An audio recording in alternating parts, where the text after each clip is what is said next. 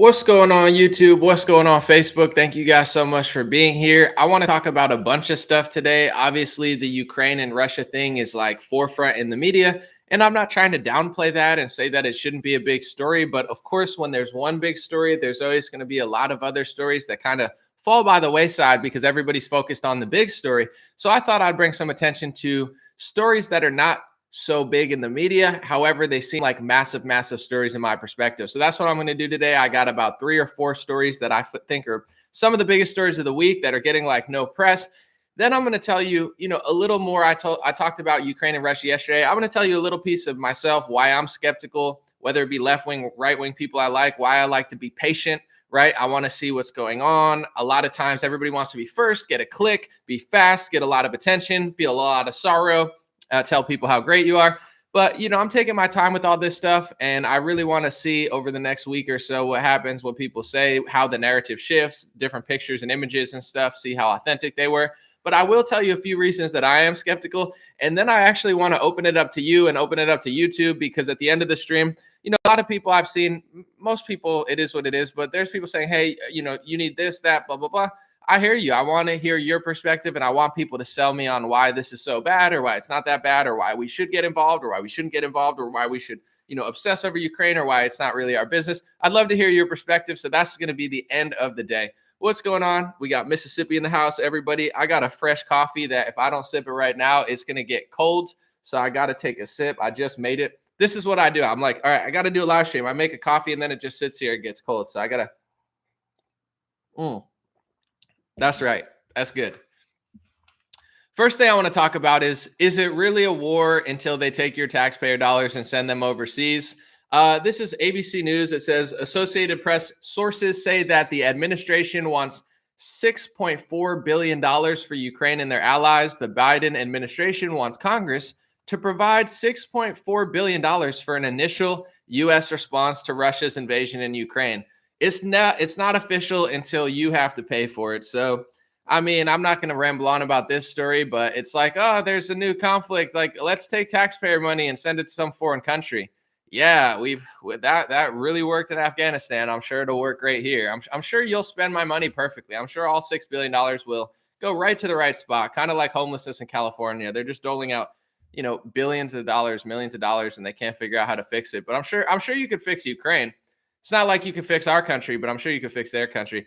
It's crazy watching left-wing media right now. I don't mean to get on a tangent because I do want to tell these important stories that don't have to do with Ukraine, but it's like they're pro-nationalism. They're talking about how great guns are. I've seen multiple news reports just slobbering, being like, oh, it's so great to give them guns. Let's sell them weapons. They need weapons. And it's like, man, I sleep well at night knowing that the American press hates America, hates our country, and hates our border more than like anything else in the world. It's like, we can't have these same ideas in our heads in our country, but it's like, let's go overseas and give them all the things that we told people to take away from you.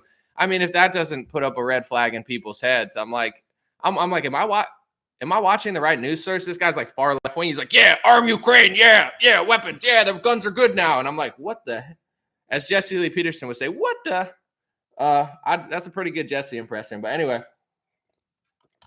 this is the first story I thought was pretty crazy. I mean, the second one's crazy. It's a Daily Mail story about lab, Moderna, COVID stuff. But this one really went under the radar. This is Forbes from February 24th, 2022. It says a national vaccine pass has been quietly rolled out and red states are getting on board. What the? I'll just read a little bit of this article. Apparently, there's a national vaccine passport that we don't understand or aren't hearing about.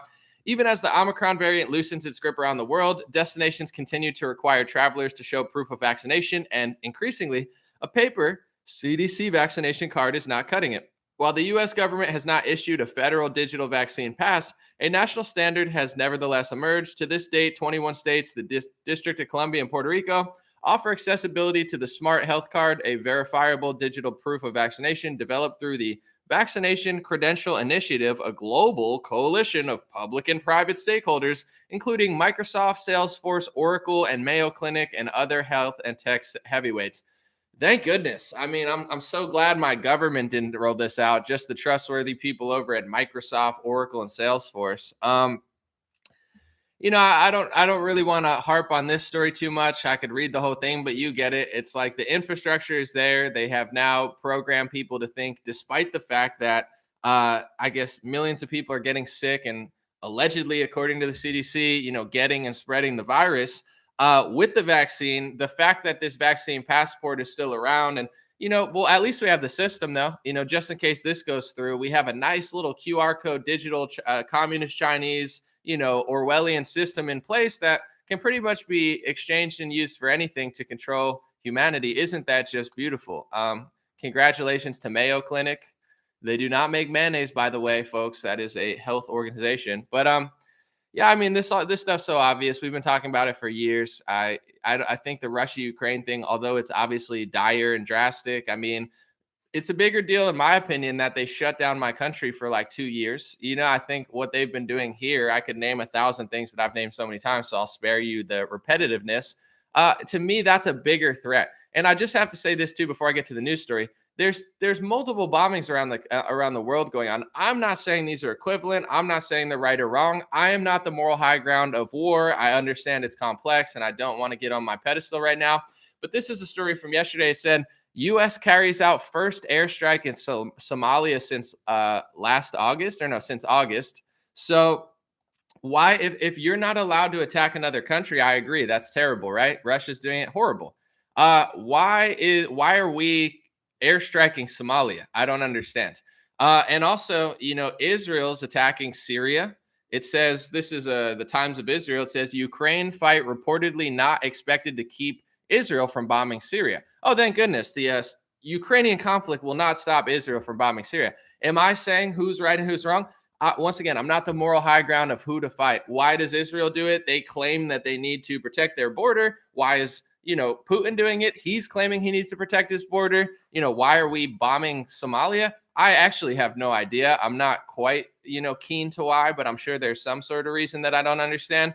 The point I'm getting to is like this laughable high ground that people in America and the West think they have. Like, yeah, you should never bomb another country or go in. It's like, isn't that like all we do ever, all the time? Like people are starting to not believe us, but somehow accounts I follow on Instagram are just buying into this stuff super heavy. I'm like, wow, I thought we were over this after the Iraq war, but whatever. That's not the point of this video. I got more stuff later on the Ukraine stuff, but I do want to get to this. To me, this was the craziest story of the week, and I don't know if it's like true or not. I'm not here trying to spread it if it's not, but you get what I'm saying. I don't just read an article and be like, oh, this must be 100% true. This is my first time fully reading this article. I've seen the headline. I know Candace Owens shared it. I shared it. A lot of people shared it on Twitter. But this is Daily Mail from a couple days ago. It says more evidence that COVID was tinkered with in a lab. Now scientists find virus contains tiny chunk of DNA that matches sequence patented by Moderna 3 years before the pandemic began. So let's see what Daily Mail is saying. Once again, I didn't write this story. I'm reading this for the first time in full. I've read parts of it, but I do want to get into the whole thing. This is quite the claim that's really getting swept under the rug because everybody's talking about Ukraine. I'm not saying it's purposeful, like, oh, we're going to start a war in Ukraine to cover up this Daily Mail story. That's not what I'm saying is happening. I'm just saying timing wise, it is interesting that this story is not being shared very often. But let's see. According to the Daily Mail, it says genetic match discovered in COVID's unique furin cleavage site. No, I'm just kidding. Be adults here. On spike protein. Matched genetic sequence patented by Moderna for cancer research purposes. Researchers say 1 in 3 trillion chance COVID developed that code naturally. A fresh suspicion that the COVID may have been tinkered with in a lab emerged today after scientists found genetic material owned by Moderna in the virus's spike protein. They identified a tiny snippet of the code that is identical to the part of a gene patented by the vaccine maker 3 years before the pandemic. It was discovered in a SARS-CoV-2 unique furin cleavage site. That part makes it the part that makes it so good at infecting people and separates it from other coronaviruses. The structure had been one of the focal points of the debate about the virus's origin, with some scientists claiming it could not have been acquired naturally. The international team of researchers suggests the virus may have mutated to have a furin cleavage site during experiments on human cells in the lab. They claim there is a 1 in 3 trillion chance of Moderna's sequence randomly appearing through natural evolution, but there is some debate about whether the match is as rare as the study claims, with other experts describing it as a quirky coincidence rather than a smoking gun. So I think we can pretty much leave that story alone. There's some scientists saying it's just a coincidence, other ones saying that it's like a one in a whatever chance that it's happened. Do I know? I have no idea. The only cleavage I know has nothing to do with coronavirus. Am I right, folks? I'm just kidding.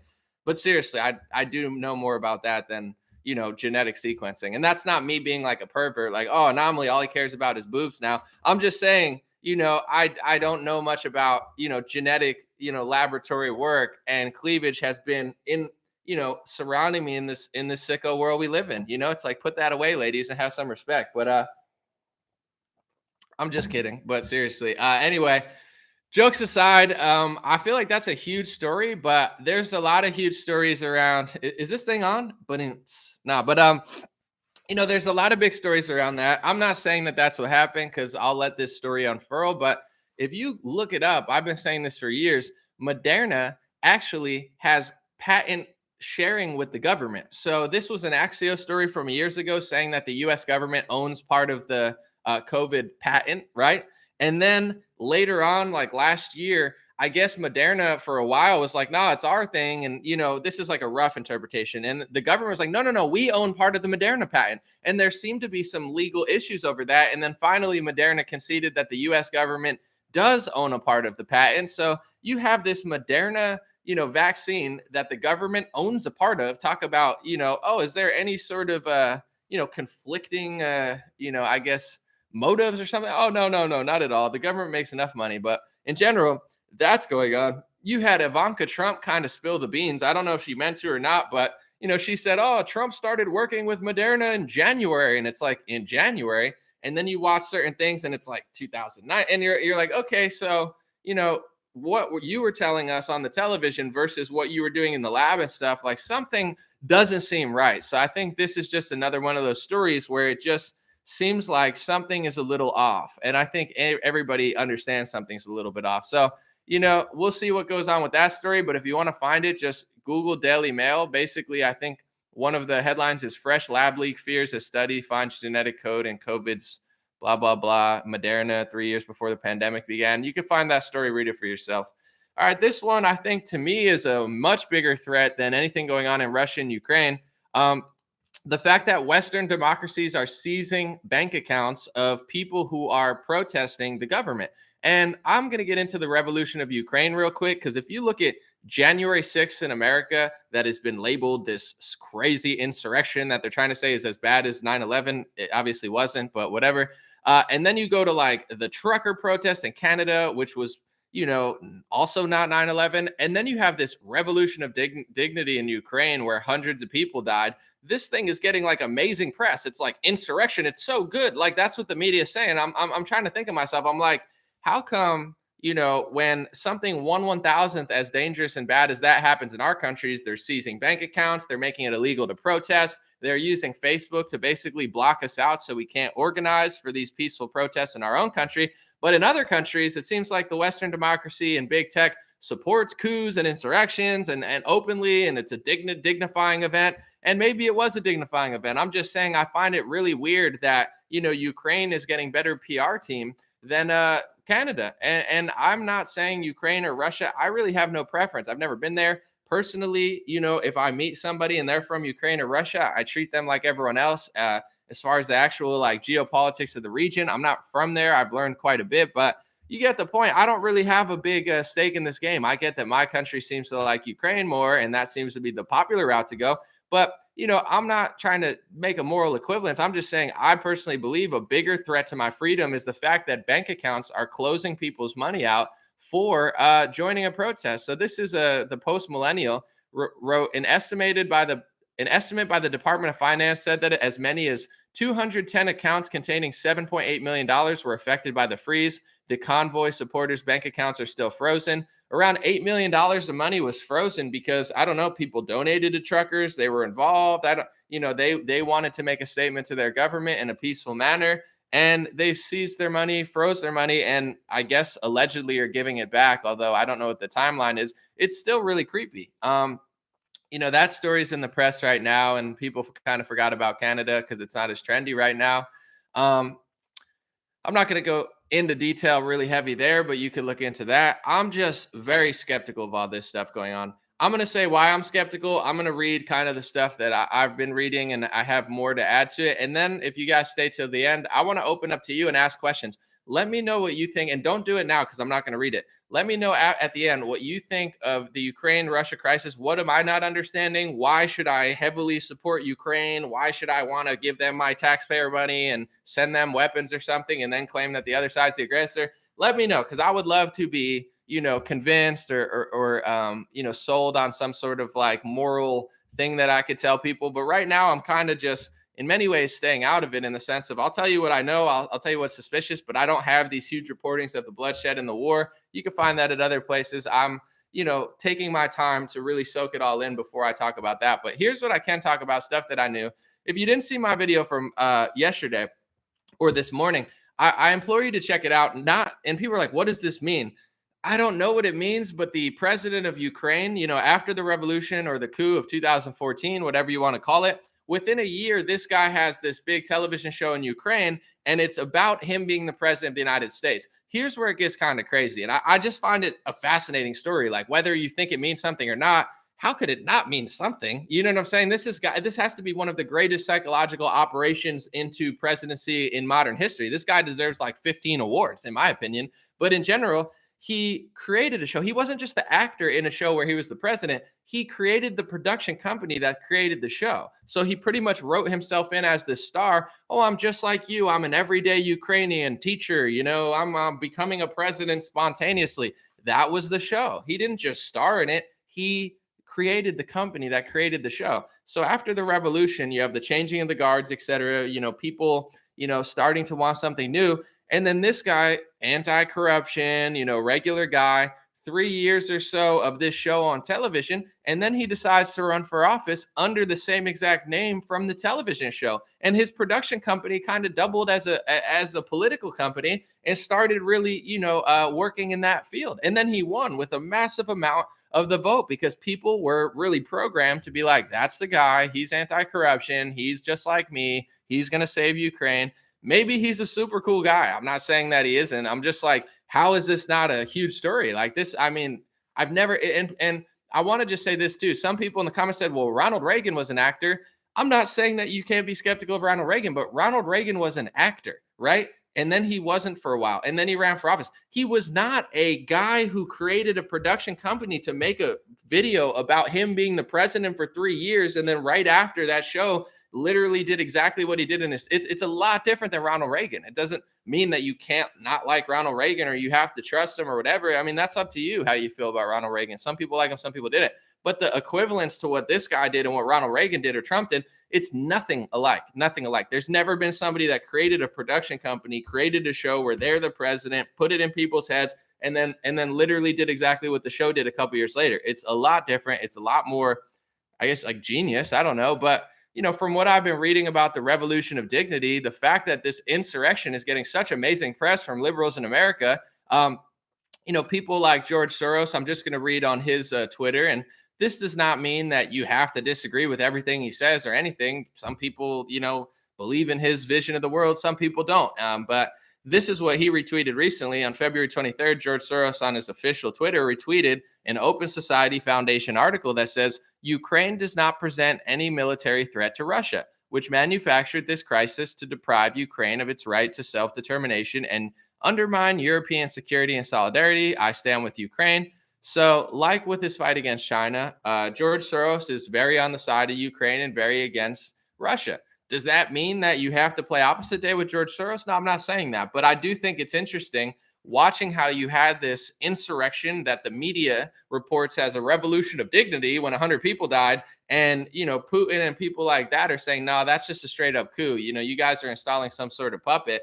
And then a year later, you have a television show with a guy who is programming people to say that he's president, and then he becomes president. And, I know a lot of people here, I don't want to get into the details without it in front of me so I could be 100% accurate, but the Joe Biden, Burisma, all the Ukraine stuff that really got swept under the rug, the media was calling it crazy. They were strong-arming Zelensky kind of through the impeachment of the Trump or the phone call. I mean, there was so much what I would consider attempted cover-up or political angles to really, stop certain things from happening. And there was a lot of weird stuff going on over there. I don't know exactly what all of that means, but I do find it fascinating that they had a revolution, a television, show slash, I'm the president guy, president, get into office. And then you have, people who are interested in open society foundations, being like, yeah, Ukraine's good, Putin's bad. And that's, what's going on.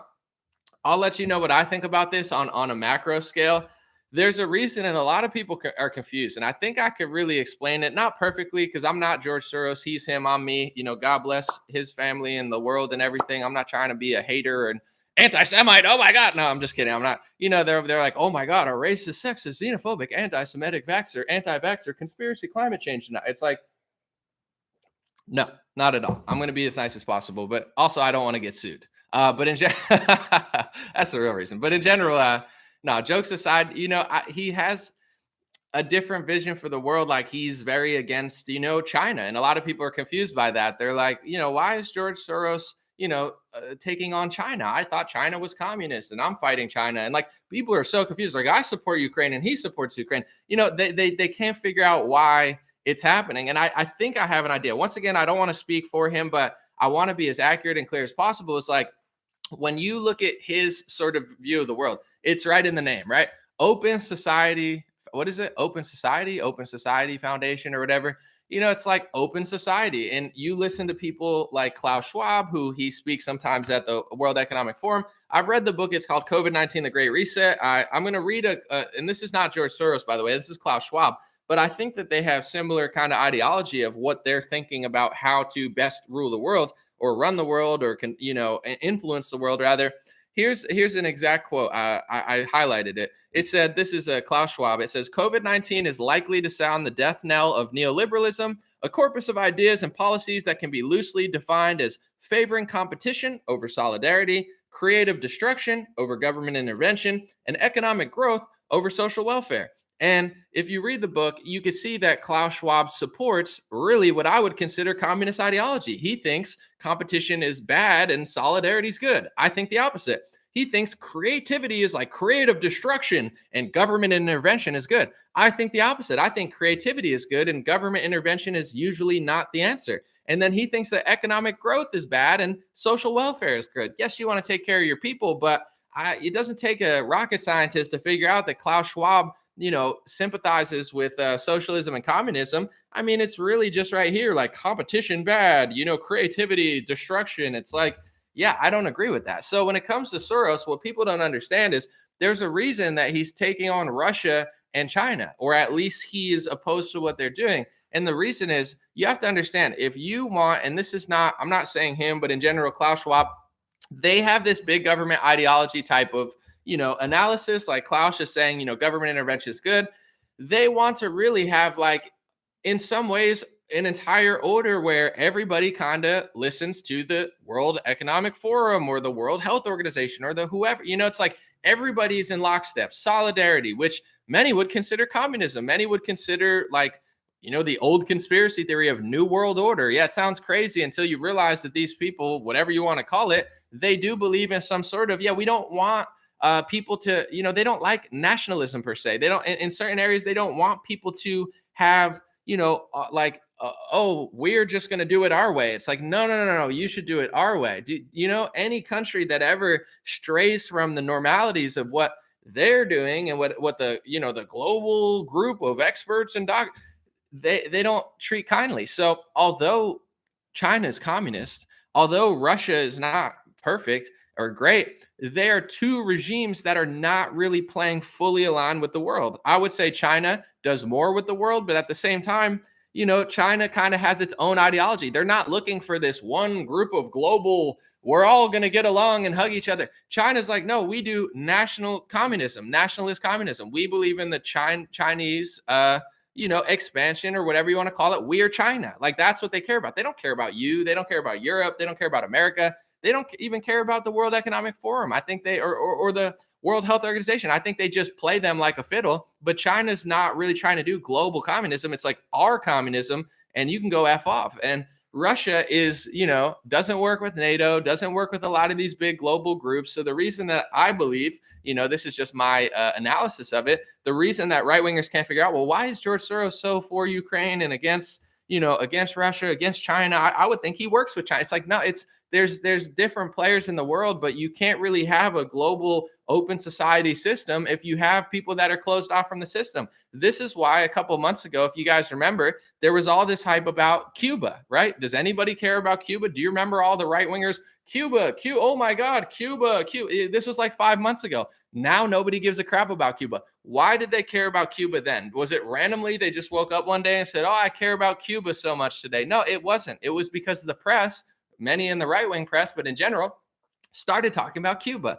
And I read those articles about Cuba. Am I pro-communism? Absolutely not. Do I think Cuba is a budding economy? Absolutely not. However, if you read some of the articles, it seemed like the people who had the biggest problem with Cuba at the time were the global authoritarian, COVID people who wanted to get vaccines to Cuba. And they were frustrated that the Cuban communist regime wouldn't accept the West's idea of public health. And that's why it was in the news. And Republicans, just like with Ukraine, take the bait, fall for it every time, and push narratives that they don't even understand because they think they're fighting communism. And I'm not saying that communism is good. I think it's bad. But Cuba's communism is a threat to global communism. Why? Because Cuba's communism, they are isolated. They don't want to work with everybody else. And people that believe in a open society, or people that believe in, we all got to do the same thing and follow the same rules and have the same exact health policy, they don't like that. So you got to be very careful just because you're anti-communism that you don't play into the trap of the global communists. And that's why in this sort of thing, I like Ukraine. I don't have a problem with Russia, but they're not like my best friends. I think Russia and America have always been geopolitical allies, but I don't analyze this as like, oh my God, they're just doing this for no reason. And it's just like they're trying to take over. Really, I see it I wouldn't say it's the opposite, but it's like, Ukraine is now getting cozier with NATO, a bunch of American elites. I mean, I believe that country's corrupt to its core. And some of the most corrupt people in our country are starting to really puppet over in that country. And I think that, this is really an attempt to surround a country like Russia that is not completely playing ball with the global elites and really start to put pressure on them to the point where, they crack and do something wrong or bad or, evil. And I'm not saying it's right. I think war in many cases is evil, but you got to look at the history of these global people, what they did in Iraq, what they did in Syria, what they did in Libya, what they're doing in Somalia, what they do literally everywhere. I mean, it's not like they move in next door and then your neighborhood gets better. It's like they move in next door and they take over and then they come for you. So I think that that's more the dynamic that I see this through the lens, is that anybody that isn't playing ball with these people is going to be under some sort of attack. And I think that it doesn't mean I don't think that we're bad or they're good. I don't know what the best solution is as far as like, I don't want to live under communist China just because George Soros and China are beefing. Like, who do I support more? I would like to support, I don't know, it's kind of a lose to me because I think he's interested in like this global open society, which I don't agree with.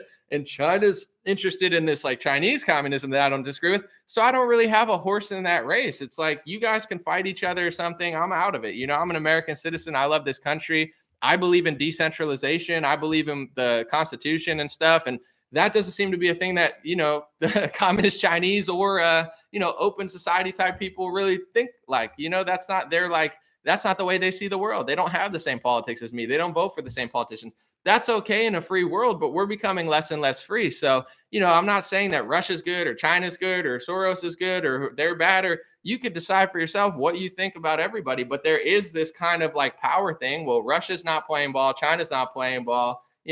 He's going and doing his own thing. NATO and the UN and the EU, and they kind of have their coalition. And anybody that doesn't really succumb with that there's going to be a conflict. And I have to say, a lot of people that I'm seeing, I'm going to read a few more things, then I'm going to open it up for discussion. I want to read some stuff. I see a lot of people falling for this trap. And in my opinion, they're supporting the opposite of decentralization. And they're actually supporting the consolidation of power as libertarians and Republicans without even realizing it, and that's kind of my point, where it's like, if you have two countries beefing, I don't really have a stake in it. I love America, but I do believe in decentralization over the consolidation of power. And, these countries, even if I disagree, like countries like Iran and Syria, Cuba, Russia, these are not countries that I really like. No offense, but I don't really have super much in common with them. I don't believe in many of their religions, their policies, their order. It doesn't make me a Putin bot or a communist Cuban to say I actually want these people to stay away from the global rule of things, not because I agree with what they're doing, but I think, it's okay for people to do their own thing. And then if people don't want to live there, they should be able to leave and go somewhere else. And, I think it's just unfortunate that at this point in time, it's not the 1950s anymore. The centralization of power, in my opinion, is one of the biggest threats to free societies all over. I see the COVID authoritarian regime as a 30 times bigger threat than Putin. That doesn't mean I like Putin, but Putin has not locked me in my house. If Putin locked me in my house, I'd be ready to sign up and go to war, against them. But it's been the COVID authoritarian regime that has, treated me like an animal, treated me like what I would consider a slave, and I'm not afraid to say it, or a prisoner, a serf, an abused show animal, really treated me as if I'm subhuman and I'm reality because I work out, exercise, and refuse to be a big pharma pincushion when all of these chronic illnesses are through the roof, obesity's through the roof, millions of people are dying from opioids, which is literally directly related to big pharma, the entire industry, and I'm the bad guy. These people are way worse than Ukraine, way worse than Russia. I don't think twice about, that actor Zelensky or, Putin, corrupt Putin. It's not that they're good, and it's not that I don't want my country to take over, but at this point, I think the centralization of the powers that are doing what they're doing to me,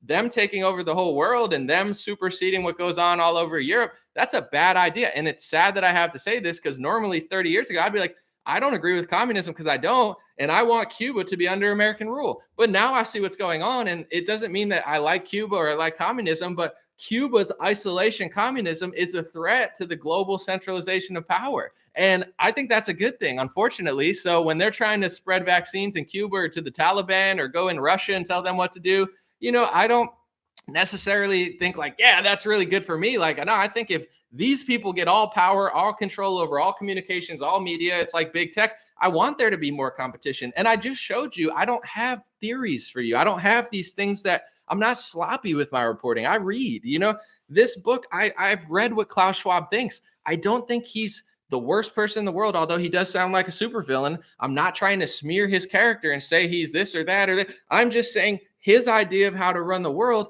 is completely almost the opposite of what I think. I think creativity is amazing. He thinks it's destructive. I think that competition is everything in sports, in music, in culture, in everything. Competition is one of the most important things in the world. I believe competition breeds success. I think it breeds greatness. I think it breeds inventions. I think it raises everybody's level. I love competition. And this guy's writing freaking books about how competition is not good. We need solidarity. I don't believe that. That's so dangerous.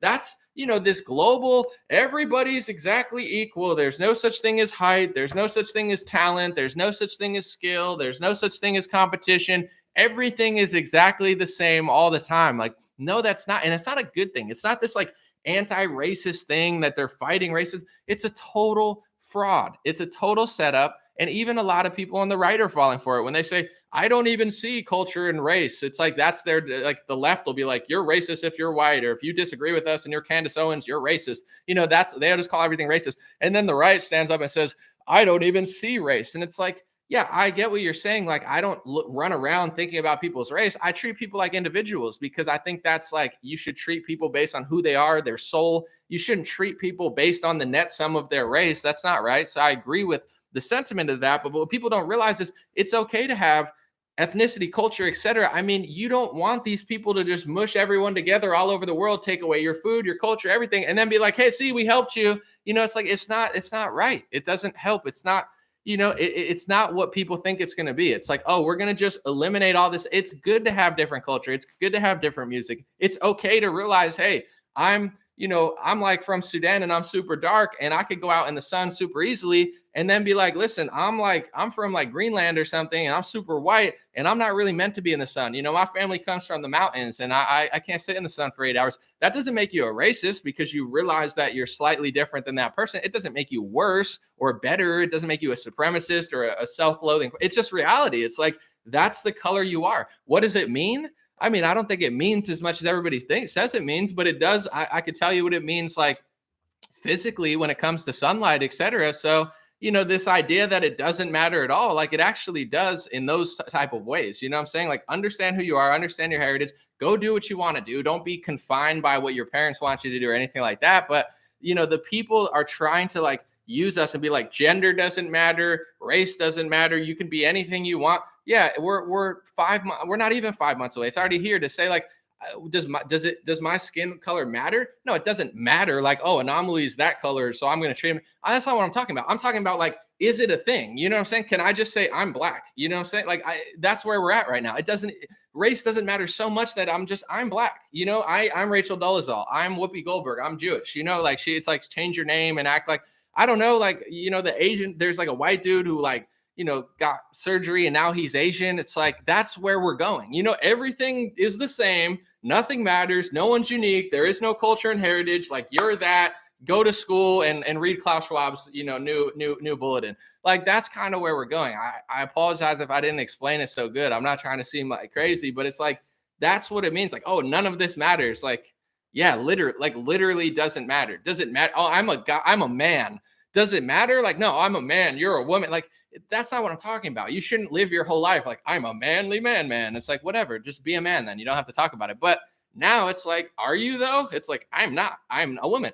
I'm a tree. I'm a transsexual tree leaf. And it's like, why though? I don't, you know, like if you want to do something, go. No one has been stopping you for 40 years. But this idea that like you got to push it to the limit and just perverse everything so literally nothing matters, like that kind of goes hand in hand with all this stuff. Because if you're doing all that, you don't have time to do anything else. It's like you got way too much time on your hands. You're not even like pay attention to reality. And I want to say this real quick, just to make this stream more controversial than it needs to be, and then we'll move on to answering questions. But I want to be honest. This thought of mine is really inspired by Jason Whitlock. I think he works at Blaze TV. He's like a pretty famous like sports writer. If you guys seen Jason Whitlock, funny guy. He said this like roughly on his stream, and it made me laugh because he's black himself, so he says a lot of stuff and just doesn't care. You know, they call him a racist or something, but he just doesn't care. But he said this about a lot of female black activists, and I thought it was the funniest thing. And it's actually really, it seems to be even like people like AOC, Kamala Harris. You know, they tell you that you are racist if you have too many white people, right? You're racist, like AOC. And I'm roughly speaking, but like Kamala Harris, you have to do affirmative action. We need more black people here. There's too many white people. And they want you to put a black person or a minority in a position in your company, but they didn't even put a black man in the most important position in their life, their husband or their boyfriend. You know, they're both dating white people. And this seems to be, or Jewish. I don't know if I think Kamala's husband's Jewish. And I think, AOC's boyfriend or husband is white. So it's like so many of these black activists have white husbands. And it's funny because it's like, I'm not saying you shouldn't date somebody that's white or you shouldn't hire somebody that's black. That's not what I'm saying. I just find it wild that they want to supersede millions of your positions in your companies and tell you you're a racist if you don't put black people here. And the number one most important position in their entire life, their boyfriend, their husband, the person that they're going to spend the rest of their life, they don't even have the decency to put a black person in that position. Jason Whitlock said that, and I was like, wow, at first it seems mean, but I'm like, that's actually so true. Don Lemon, of course. Once you see this, the list keeps flowing. I mean, there's, it just keeps going and going. You're like, it's funny, but it's actually hilariously true. It's just like, how can you expect a company of 10,000 people to put 50 more black people in that position when you can't even put one black man in your life? There's plenty of fish in the sea. Like, what does this say about you that you got tens of millions of black men out there that are, eligible bachelors, and you chose a white man or a Jewish man? Like, what message does that send? Why not use affirmative action on their relationship? I'm saying, Kamala, you are a racist until you divorce and date a black man.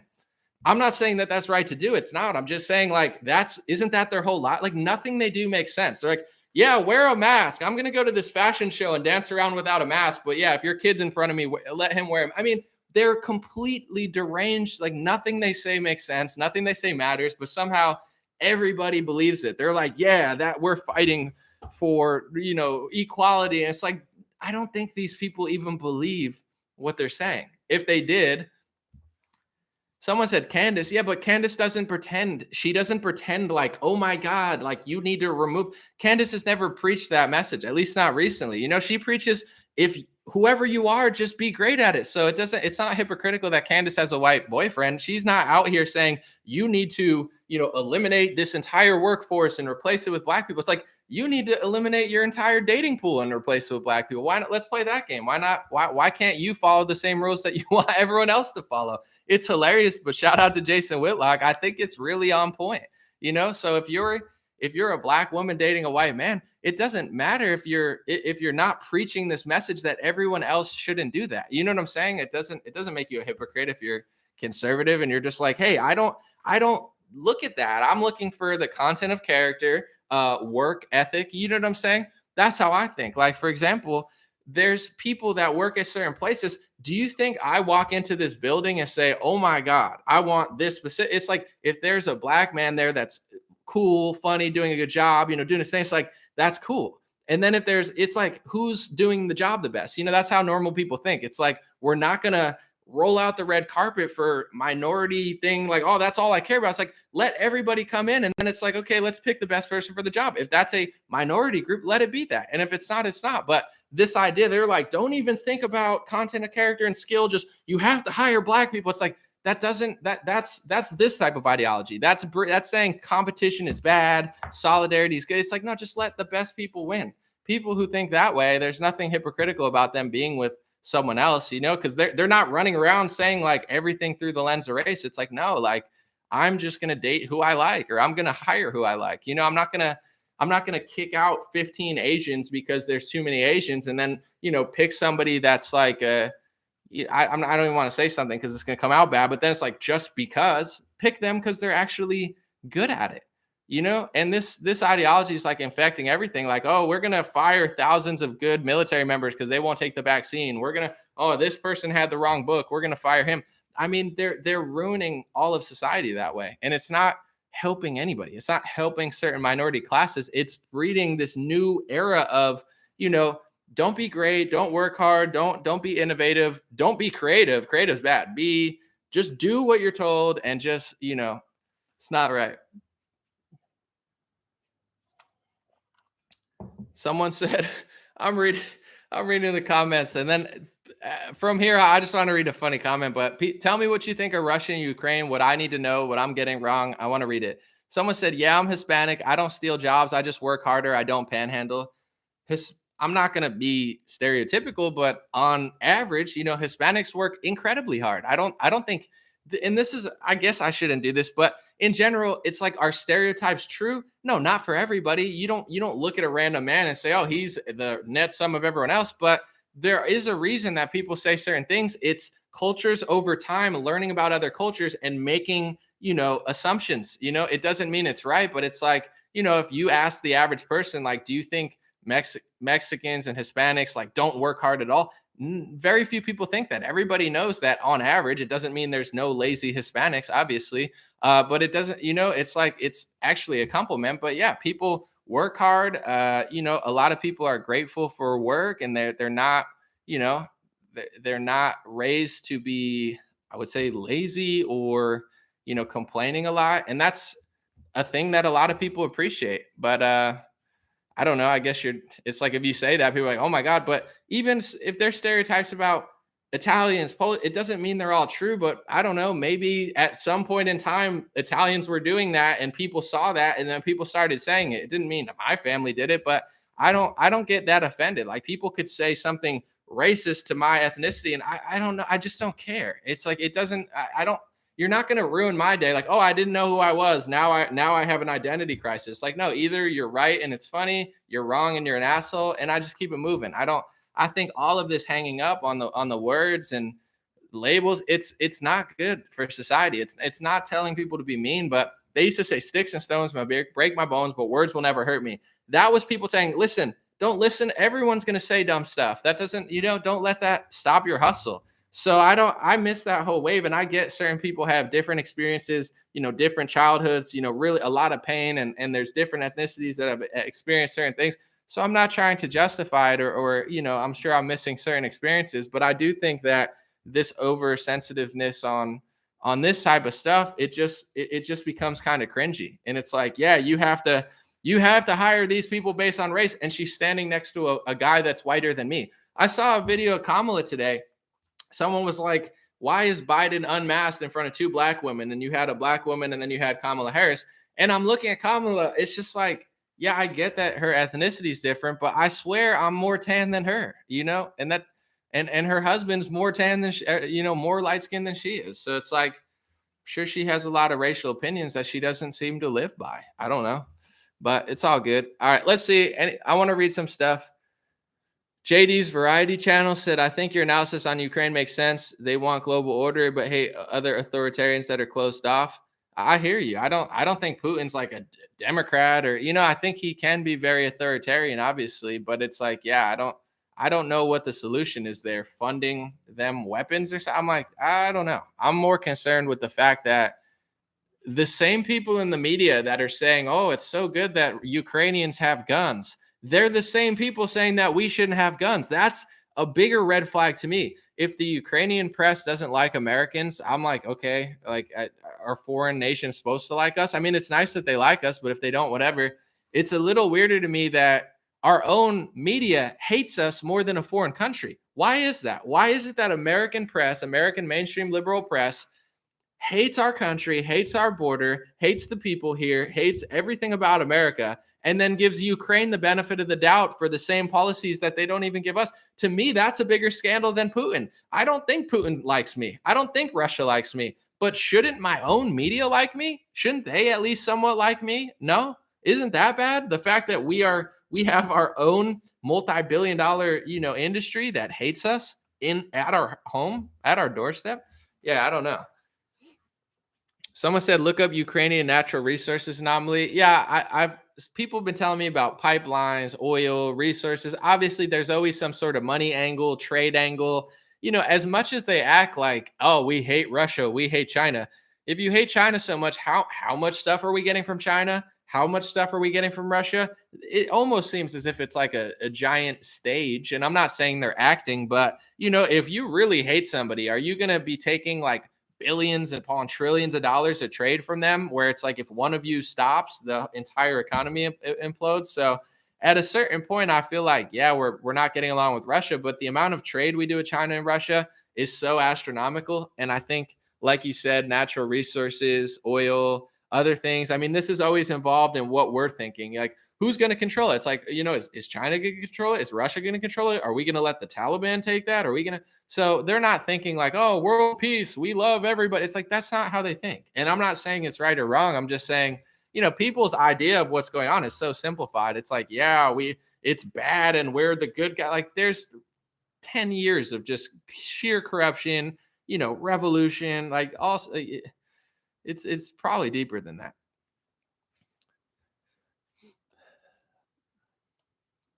Let's see. I'll see. Someone said we have to cripple Russia economically. I mean, I think Biden's trying to do that, or he said he's doing that. I have the video, but is it really going to work? I have no idea. I heard people are talking about the U.S. biolabs in Ukraine. I've heard the theory. I don't know much on it, so I don't speak on it. But I wouldn't rule it out. But I would need more evidence before I talked about it. Someone said anomaly search Obama for. I'll check that out, Marco. I read it. Corin, Daniel, thank you. Eric, thank you. Karen, thank you. Ted. George said, "Here's what you should look out for." I'll check the link. George, thank you, guys. Someone said, "When was it cool to have trade with communists?"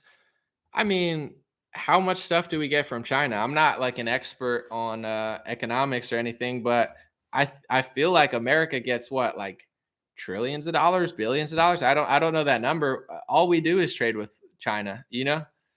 Like we're not isolated from China at all. I think you go to I mean, this is like really messed up, but this is how I knew it was BS. And I'm not blaming Trump for this, but like Trump's like, I'm fighting China. And everyone's like, yeah, Trump's going to stick it to China. This is in 2020. And then I go to the airport and they hand me a mask and I turn the mask around and it says made in China. So I'm thinking to myself, either Trump is full of it, or he's just trying to act like a tough guy because that's what, like that's a good way to be a leader.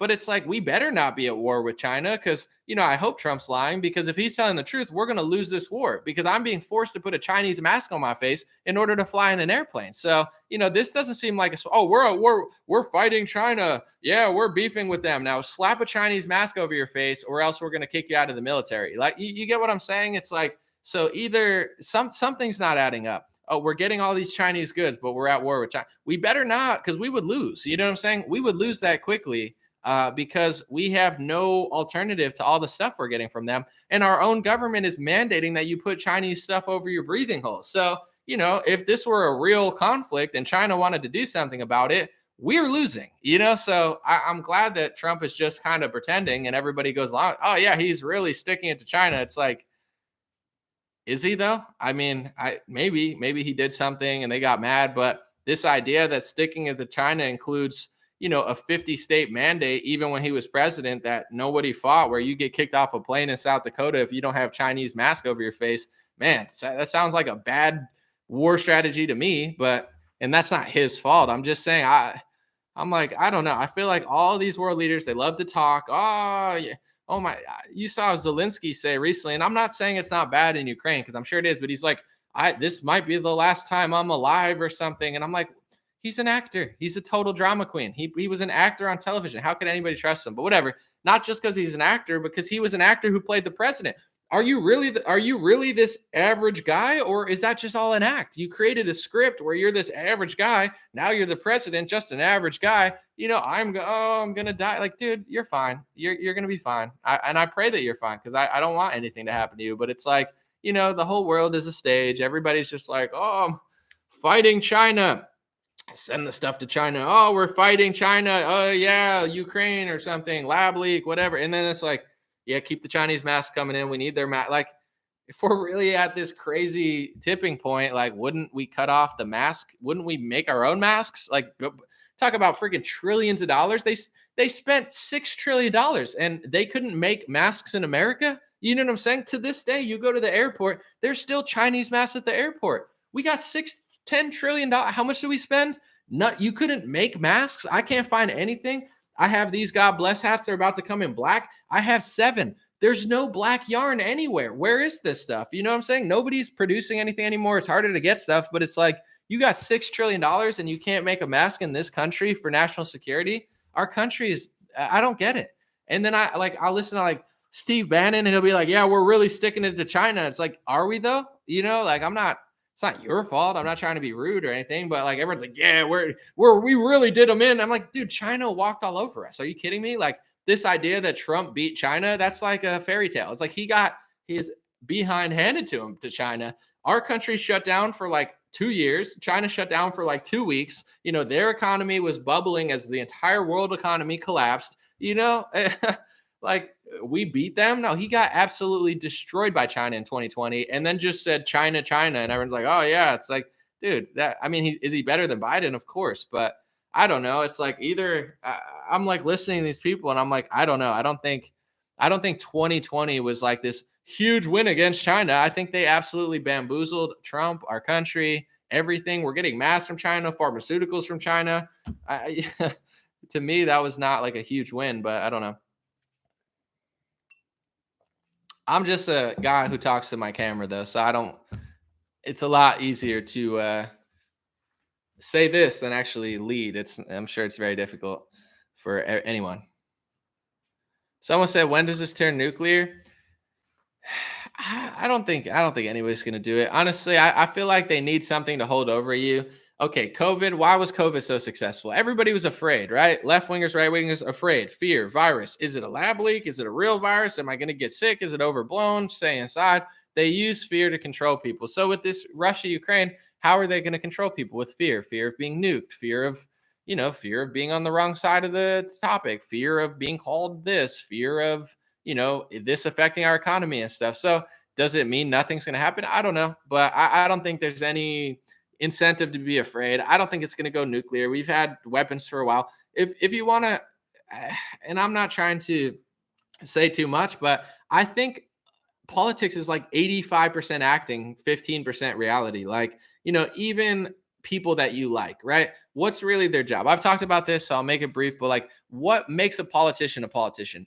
What should make a politician a good politician? Being a good leader, right? I'm a good leader. I'm a real person. People trust me. I'm a strong guy. I'm going to do the right thing. That's what it should be, but that's not politics. Politics is who has the ability to get voted, get trusted, Go backdoor with big pharma, go backdoor with foreign countries, go backdoor with all sorts of billionaires and trillionaires and people paying you off, and strike a deal with them and have, like, remember with the Hillary thing, the public private policy. Everyone was like, oh my God, that's so bad.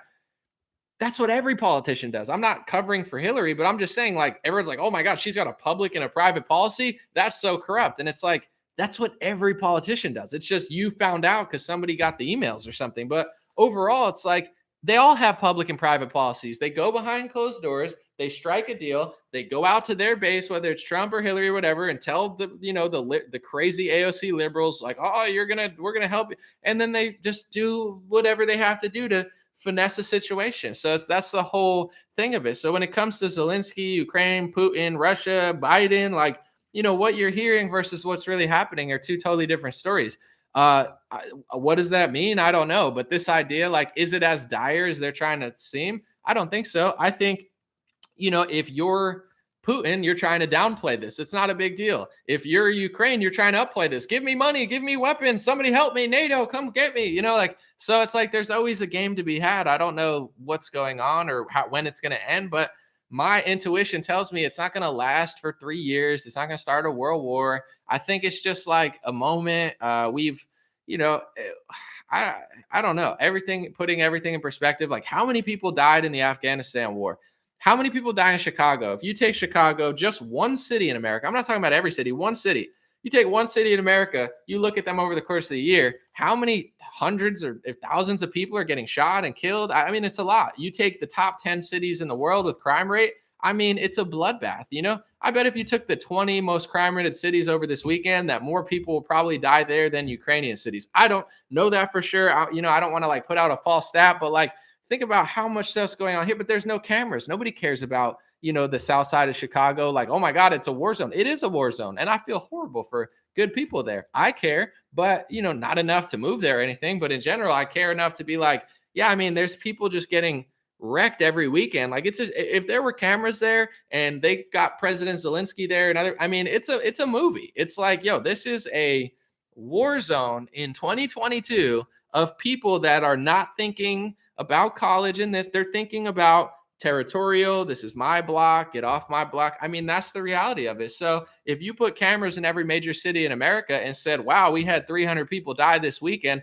now you have a bloodbath. You have a real story. That's not a story they're trying to tell because there's no political or financial incentive. There's no billions of dollars and backdoor deals with the president's son, so they have no interest in that. If they bomb Somalia or Israel bombs Syria, there's no angle. There used to be an angle when they wanted to take over Syria or when America was involved. But now that that war has calmed down, when Israel bombs Syria, nobody talks about it. It happens all the time.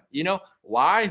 I don't know. I don't know what's going on there. But who are they attacking? Why are they attacked? Doesn't matter, because nobody cares. So I think I think that although this is not great and war is not great, obviously, like a Russia-Ukraine conflict is not great, this idea that this is so bad, or I mean, I don't know. I think there's a lot that they're not telling us. And I think that in general, like this is a moment that will eventually fade, go back to normal, and people will remember what it was, just like they remembered skirmishes and, wars, et cetera, in other places. But I don't think this is going to start nuclear they'll get it figured out pretty quickly. Sanctions, trade, I mean, I think have the ability to like starve each other. Julie said slow down. I think part of the sometimes I watch stuff and I watch it in 0.15 2 point because I'm in a rush. I like to talk fast because I got 2,000 people here over two. I'm not trying to bore you. I could sip my coffee and hang out, but then I'm gonna lose numbers. It's like people want to be entertained. If I'm too fast, I don't know. Maybe I'll smoke one next time and slow down and just talk real slow for you. But jokes aside, yeah, I don't know. I don't think it's great. I'm not trying to downplay it, but I think I think there's a lot that they're not telling us, and they'll figure it out with sanctions and stuff, and just make everybody poor. We won't die, but they'll just make everybody poor. It's like sanctions for you, sanctions for you. I want to read a quote from Paul Gosar. I think he had a pretty nifty tweet. I like the word nifty as well. Paul Gosar, who follows me on Twitter, so he has good taste. But in general, he tweeted this today. Let me find it. He said, "I am formally asking the Biden administration to lift the devastating sanctions he imposed, dot, dot, dot, on the US. We need mining, we need drilling, we need pipelines, we need manufacturing, reverse those ridiculous executive orders, stop punishing your people. So I thought that was a nifty way to be like, yeah, stop the sanctions on America. That's kind of I mean, what Biden did to American energy. I understand the environmental angle of it, but I mean, these are similar economic sanctions that would be put on a foreign country that they're trying to kill or they're trying to, weaken. He did it to our country. So I get, I don't know. I think we'll figure it out. Someone said sanctions are not a realistic punishment to stop this. Um, in general, that I don't think sanctions are that great anyway. It's like, yeah, we're just gonna starve your people or make you poorer. It's like who gets hurt? And my friend from Syria made a really good point about this.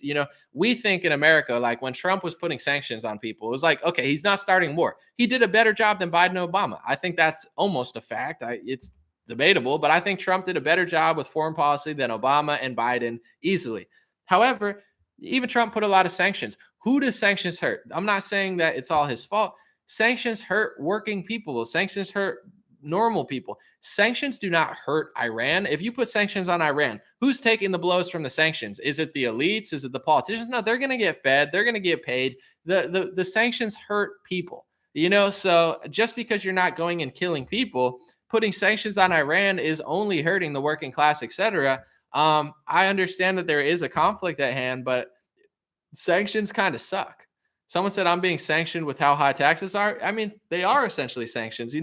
I don't think it's like if Russia and America, we're going to sanction you, we're going to sanction you. Great. Now everybody's going to get poorer and inflation's going to go up. And, Kamala Harris and Joe Biden are going to eat great food and everyone else is going to, see their wallets kind of be like shrink a little bit. I'm not saying I'm going to be eating like Cocoa Puffs or anything, but, it's just like, I don't know that sanctions are the exact answer. But what I'm saying is I think at a certain point, it's not sustainable. They're not going to fight for years or anything. I don't think so, at least. But I don't know. Let me know. I'm going to read some comments.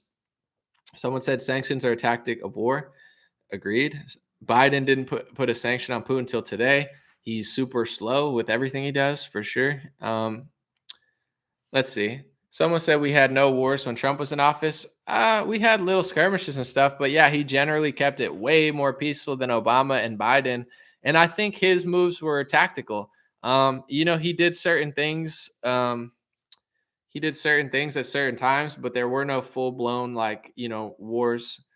I don't know. I question some things too. Like when everybody was celebrating when Soleimani was killed, they're like, yeah, Trump got this big terrorist. And I'm like doing my research and I'm like, did you know that ISIS didn't like Soleimani? Like Soleimani would keep ISIS in check. They were not a fan of his. So I was like, I mean, I know he's Iranian and we don't get along with Iran, but this idea that he was this global terrorist, I don't really know if that's even true, but people can think that. I don't really care. I think he was a loyal Iranian. But there were many times when you had other countries like fighting ISIS and were indirectly there. They have U.S. weapons and stuff. I mean, those wars were not really what people thought they were. So, even that, I mean, that wasn't a full blown war, but I don't know. Just because the media says something, I'm always diving and being like, who was this person really? What were they doing? He was beefing with Israel and America, and that's not going to get you very far in the Middle East. You're much, much better off just agreeing with America and Israel. And I don't know.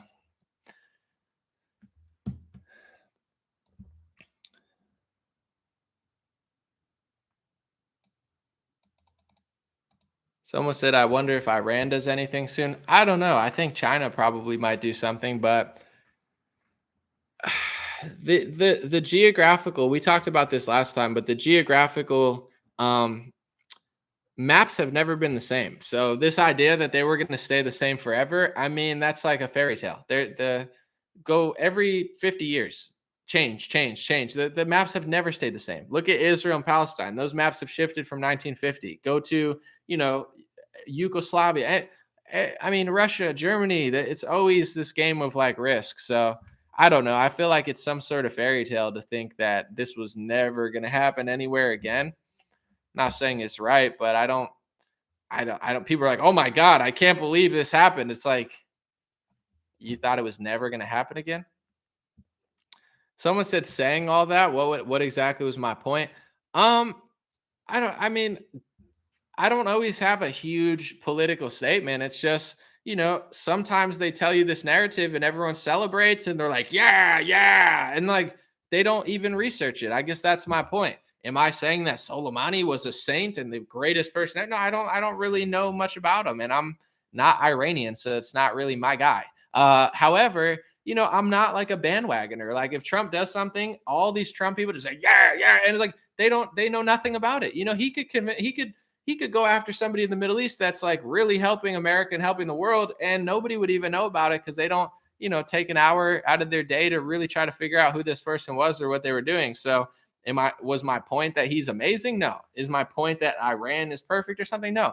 My point is that 99.9% of people that celebrate a media narrative when their guy does something good or bad is the majority, and the minority actually is able to be like, they said from bin Laden to Saddam Hussein to Gaddafi. I mean, America's gone after a lot of people. Some of them were not great people. I mean, they all probably had massive flaws, but I'm saying, like, with Gaddafi, I personally believe that was a travesty. I don't think Gaddafi was amazing, but I think killing him was a huge mistake. But they know what they're doing. They're going after people that question the global elites and the global narrative. So Gaddafi was too much of a problem, so they killed him, or they funded people to go kill him. So it's like, does that mean I'm pro Libya? I don't know much about Libya. I just think that ended in human slavery, and that doesn't sound like progress or equality. So something went wrong there.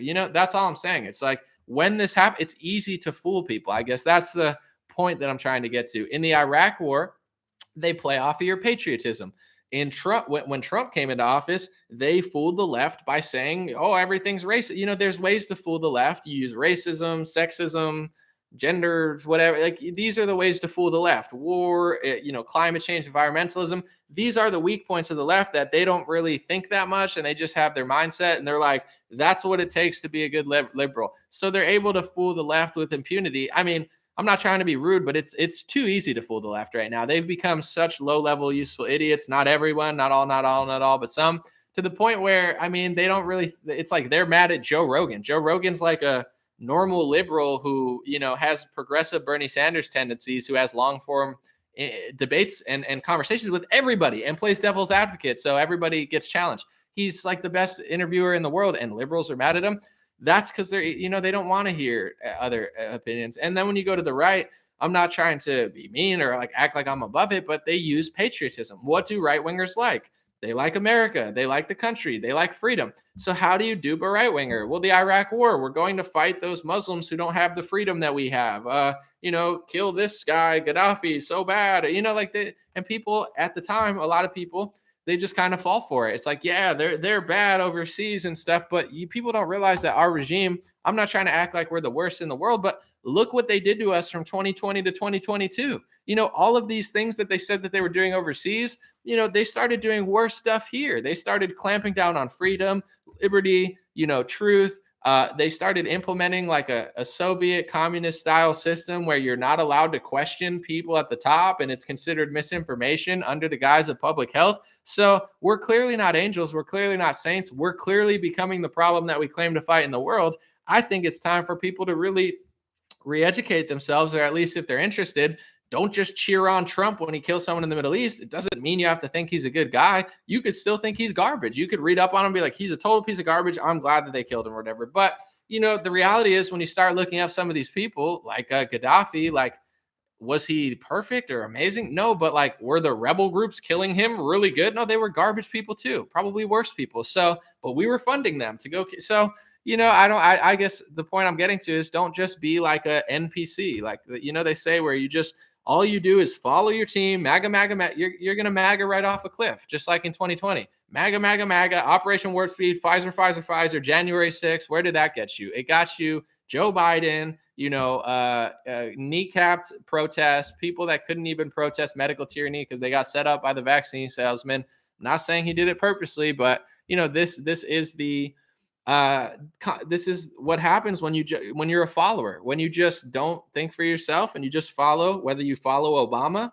follow Trump, follow Biden, follow CNN, follow Fox News and Newsmax. I haven't been watching them, but from what I've heard, a lot of the coverage on there has been, I'm not going to say garbage, but very basic, and you know what I'm saying. I would consider somewhat misleading, but whatever. That's on them. Where it's like, you gotta watch out for traps. There's a lot of sneaks in there, and I think one thing that I've learned over the last couple days is like I thought and maybe I'm wrong, because I think a lot of people are catching on to this. A lot of people are more patient and they're not just falling for the hype. But I see a lot of big pages that I follow, a lot of conservative pages, Republican pages, pro-Trump pages that I thought were better than this, that are just pumping the same stuff that CNN and Alex Vindman are, with really not checking it and just hyping it up for clicks. And I'm like, man, just like one-sided narrative that has no context to what's going on. And it's really duping a lot of Republicans. I see a lot of people that I follow being emotional, posting things they have no idea what they're talking about with zero context. And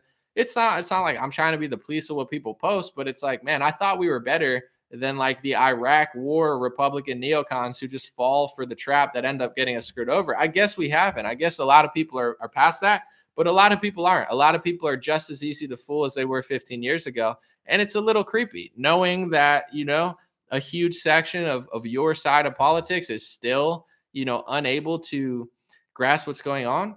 And then I try to explain it, and some people are like, "You're a Putin puppet." And it's like, I don't even like Putin. Nothing I said was like, "Oh, he's amazing." It's like, that's what CNN says to me. You're a Putin puppet. Like, you're becoming what you hate. And this is on a right-wing pro-Trump page. So, people are very cliquey, very, this is my team. We're going to win. And I'm like, it's good to have friends, but, I guess long form, that's kind of the point I'm getting to.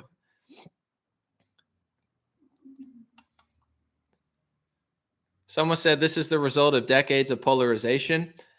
Yeah, I mean it's real. Like the media, to me, Malcolm X has a quote: "The media controls the minds of the masses. It's the most powerful entity on earth. It can make the good look evil, evil look good, or the innocent look guilty, guilty look innocent. That's power. They can think about how powerful the media is. They can make liberals hate Trump supporters. They can make Trump supporters hate liberals. They can make you be defensive, right? Because they're attacking you all the time. So the media is like the biggest. That's why I do news analysis. People say run for office.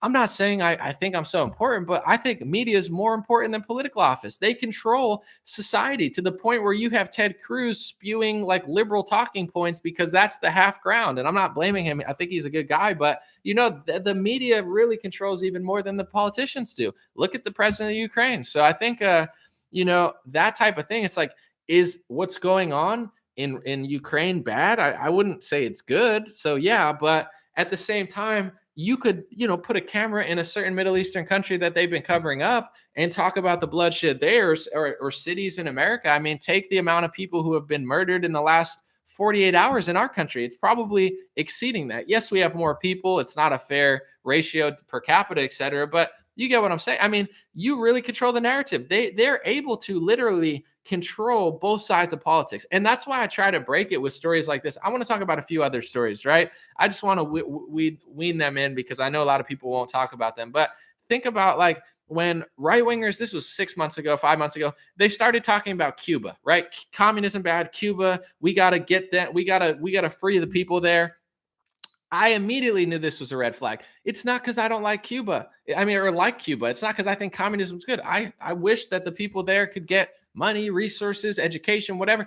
I want to help the people of Cuba. But here's what I'm trying to say is like, people didn't just start talking about Cuba out of nowhere, right? Right wingers didn't all wake up one day and say, "Hey, let's talk about Cuba today because we all care about Cuba today." They were brainwashed and controlled by the media, left wing media, right wing media. The media decided that they talk about Cuba, whether it be New York Post, Washington Post, New York Times, all of the mainstream media, left wing and right wing, that week was like, we're going to talk about Cuba. We're going to make the Cuban people look extra press this week. Not like we ignored them for 20 years, but now we're going to talk about them today.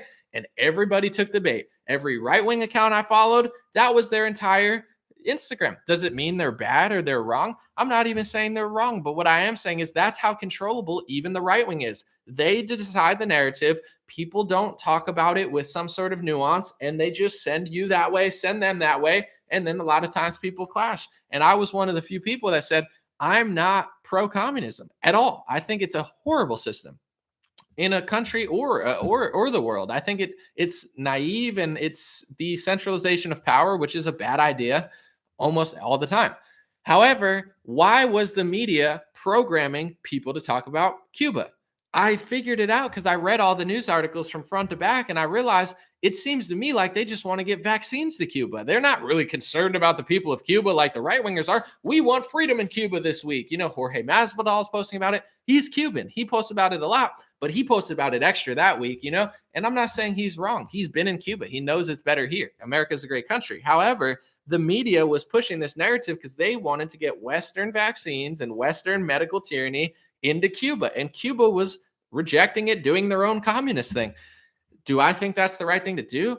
I don't know, but it's not my business. My main concern is not talking about Cuba for 3 days and then ignoring them for 2 years because the media brainwashed me to think that we're freeing them when really they just wanted to get medical tyranny there. And my point is this: it's like, what are we going to really do? If you want to go to Cuba and save your family or something, bring them to America, that's great. But as a country, what are we going to do for Cuba right now? I mean, America needs to focus on itself. I'm glad I'm here. I'm not trying to say we're the same as Cuba, but I'm more concerned with Los Angeles than I am with Havana or anywhere in Cuba. So I wish that Republicans would stop being just drawn into all these narratives and stay on the mission.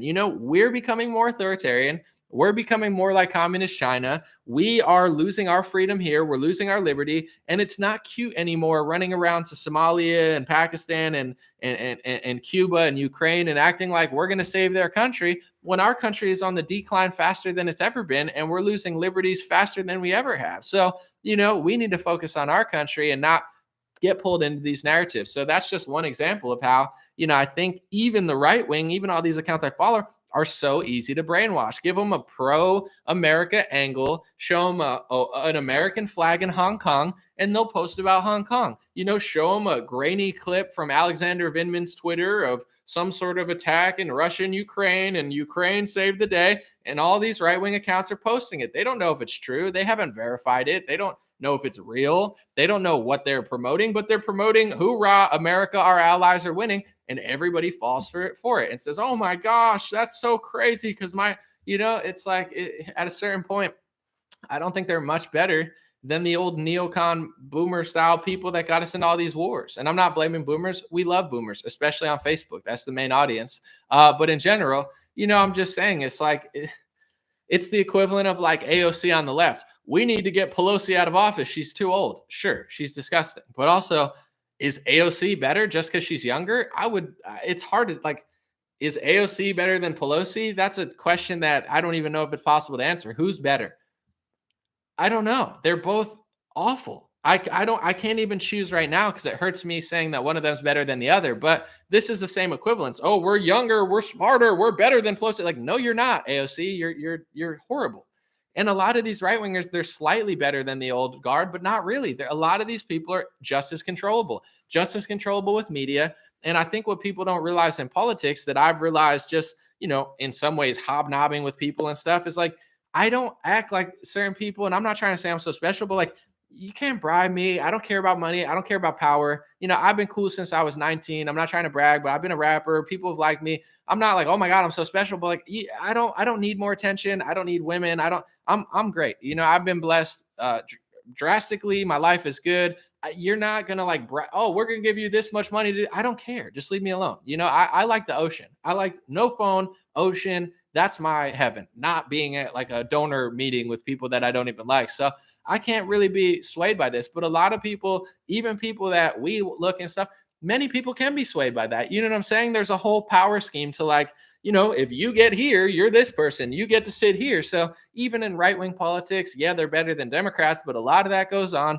There's a lot of stuff that I've mentioned over the years that other people don't talk about, not because they don't know it or think it's important. They know that saying that is going to cause problems. There's certain narratives that I talk about quite frequently that everybody knows. It's not like people think, oh, well, you just know that and they're not educated on that. I know for a fact because I've talked to these people. They know exactly what I'm saying. They know it's important. It's just Are they going to work at that news company if they say that? Probably not. Are they going to get, hobnob at CPAC with donor thing? No, probably not. That's a conflict. So they think in their head the same way, well, I'm just going to get the vaccine to work. It's like, well, I'm just going to shut my mouth about this to keep my position in this thing.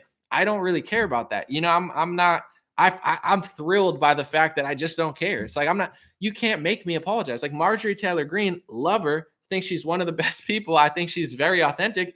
She apologized and went to a Holocaust memorial to tell people how sorry she was to the Jewish people.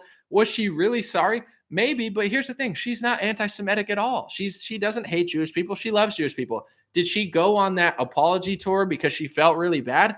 Maybe, but I think she probably did it to keep her position in the Republican Party. Because if you don't bow down to that narrative, you will not be on committees. You will not get in certain places. It's the same with she knows everything about the vaccine and she calls it out and she doesn't ever, like bow down, but she would never call out Donald Trump for his role in selling it because Trump is the kingmaker, right? You don't get to that position in the Republican Party. Trump has helped Marjorie Taylor Greene so much. So you will not say that. You'll say this, but not that because you don't want to mess with the kingmaker. I'm not saying it's a bad decision. It's probably a good decision. If Marjorie Taylor Greene loses all her power on committees, she has no power. So what's the point of talking if you can't do anything? So when you get into politics, you almost have to play that game or else you have no power. I'm not knocking her. I like her 10 times more than I like Trump, to be honest. I trust her more than I trust Trump. But that's just the name of the game. That's the name of politics. That's the name of business. And, these are the games that people are playing. Even people that we watch where it's like, yeah, I like them. But when you take it to this level,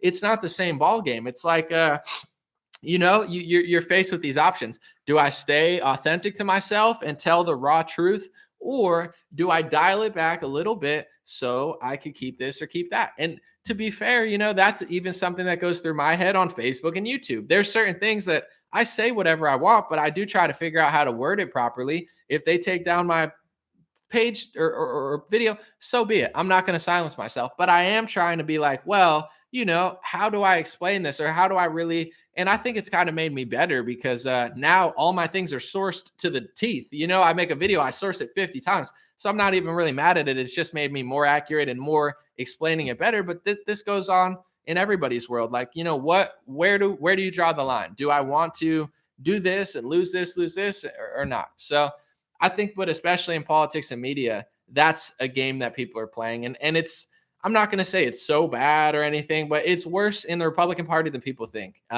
There's huge donor influence. There's huge people kingmaker style that just you don't question. And if you slip up or say the wrong thing, they're sending you on a Marjorie Taylor Greene, Nick Cannon apology tour, which I'm just never going on. If I say something messed up that I actually feel bad for, I'll apologize. But I'm not apologizing just to keep a position like, oh my gosh, I'm not a hateful person. I'm hilarious. So, I get people all the time, Black, Jewish, whatever. They pay me on Cameo. Hey, say this to my Jewish wife. It'll be funny. Like people know, people with a sense of humor, or at least that listen to me, they know I don't hate them or hate people. So I would never apologize for something I said if it was honest or funny. But if I mess up, I would. But that's just the game in politics. Like you have to apologize, or like you get put in Whoopi Goldberg timeout. They're like, sit in the corner, grown woman, and think about what you said and come back to the network a changed woman. It's like, okay. Like, did Whoopi Goldberg learn her lesson? I don't know. Maybe. I don't think she even knows what she said. Has anybody watched The View? They never know anything. Joy Behar, she's like, Ukraine, I got a vacation in Europe. People said that was so bad. Did you guys see that clip? She said, I'm worried about the conflict in Ukraine because I want to go to vacation in Europe. Everybody acted like that was the dumbest thing because it was pretty funny and pretty dumb. But honestly, that's probably the smartest thing I've ever heard her say. Like, I agree. I'm like, I'm selfish too. No, I'm just kidding. It's like, I want to go to Europe too. What the heck? When's this all going to end? It's like the dumbest things they say are also like the smartest things they said. Like Whoopi Goldberg, like, it's like everything she says on politics is like really dumb to me. So she says something about race and people are like, can you believe she said that? It's like, yes, I absolutely can. Like, can you believe Joy Behar said that? That's the smartest thing I've ever heard Joy Behar said. I actually laughed and was like, no, that's true. I want to go to Europe too. I think about myself also, Joy. It's the other takes that are bad. It's like everything else they say, like, guns are bad. It's like, Uh, yeah, sure. Someone said Marjorie has a set of balls. She's as tough as they come in Washington. She's definitely her Thomas Massey. These are people who are the least controllable, the least. I think she did it. Like I don't think she apologized and she's such a sellout. I think these people come to you and it's like, they're trying to take your power away. If you're honest or you're raw or you say stuff that's raw, they are so much influence that people don't realize on the left and the right, where they're like, if they take your committee away, that's like a big position. Now you have no power. So, what do? Do you give up your power or do you make a fake apology to try to keep your power and then, do whatever you want? So I think she has good intentions. It's a crazy world to live in. I don't want to be there. I like her a little bit, a lot of it. I like Thomas Massey. Thomas Massey said the truth about the CARES Act. He said, I'm going to make a video on that soon. He said this is the biggest scam in modern history. March 2020, they print trillions of dollars. Donald Trump said, kick this guy out of the Republican Party. So, what is Thomas Massey's reward for being the only Republican to tell the truth about the biggest socialist communist scam in modern history? He gets the leader of the Republican Party, Kingmaker Trump, saying, get this guy out of here. He did the right thing. It's like if you do the right thing, even in the Republican Party, they all get mad at you. They're like, apologize, go on a tour and bow down. It's like, that's the part that really concerns me with Trump. It's not the fact that he's so bad. I think he's better than Biden, better than most Republicans. But the problem is, I feel like people think that he's totally uncorruptible and totally not pushing any agenda and just totally in the right. And he's really not at all. He really has proven that time and time again that in some ways he's way better than Biden. In every way, he's way better than Biden. But in many ways, he's way better than the old Bush and McCain. But in many ways, he's really not. He's just like a better middleman. Like, I'm going to pretend like I am. And then when push comes to shove, I'm going to drop the ball. So I feel like that's the dangerous part about him is that, he's really not who people think he is. Like the fact that he tried to kick out the only Republican against socialism and communism and act like that was somehow a righteous move because he wanted to print money. Get out of my way, Thomas Massey. I got to print $6 trillion so then I could stand in South Dakota and tell everybody that America will never be a socialist nation. Like that's literally what happened. He became the biggest socialist in modern history. He printed the money. He told Thomas Massey to go away and he's going to ruin his life because he said the truth. And then a couple of weeks later, he's in front of the founding fathers telling everybody America will never be a socialist nation when he just made America the most socialist nation it's ever been. You get what I'm saying? This is a deceptive thing that only Donald Trump could pull off, and people don't even know about it. They're like, oh my God, Anomaly has Trump arrangements. No, this is what he did. He did socialism. He did communism. He told the guy saying the truth about it to get out of the way and not to run for office because he's going to lose, and then did a speech and say that America would never be socialist. This is why the next couple of years is going to be tricky because I feel like Trump is so much better than Biden, but the idol worship of Trump is so bad in the Republican Party that any progress that could be made with Trump will be absolutely ruined because he's going to put on a show. He's going to do his little two-step and everyone's going to fall for it. And they're going to get mad at anybody who says it. And it's going to be 2020 all over again. It's like 3 years of almost, oh, gotcha, carried in front of your head. The pedophiles are in the basement or something like the cute people. It's like, and then COVID. Oh, virus. Oh no. Oh, where'd this come from? Oh, I'm fighting Fauci, but I'm working with Fauci. Oh, Fauci's a bad guy, but I'm working with him with Moderna. Oh, election January 6th. Oh, it's like a big show. It's like, we're almost there. We almost had it, Patriots. We were almost to freedom, but then we just went the other way. Oh my gosh. We took 2 steps forward and 59 steps backwards, but yeah, I don't know. I mean, who could have thought of that? And then everyone's like, yeah, I mean, I forgive him. He didn't mean to. It did. No one knew. And it's like, I guess, yeah, I'm not like mad at him, but this idea that that's like was a good ending, like, no, that was terrible. That was awful. And it looked like a movie to me. Like, it's like, this is the metaphor that I see. It's like a carrot, and he's like, I'm almost there. We're going to fight China and Afghanistan or something. Biden, like, we're the pedophiles. We almost got them. Oh, the security camera's gone. Oh, man. Oh, yeah, we almost had them. I guess the security camera didn't work. Now we're going to go get the pandemic, $6 trillion, Moderna, Pfizer. These are great products. All right, go to January 6th or something. Oh, you guys got set up. Okay, I'm going to pardon a few Israeli spies. See you guys later. Like, that's like what happened. And people were like, damn, that was That was great. That was the best 4 years of America. He was this close to fighting Pelosi. I mean, he just worked with her, but he was close to fighting her.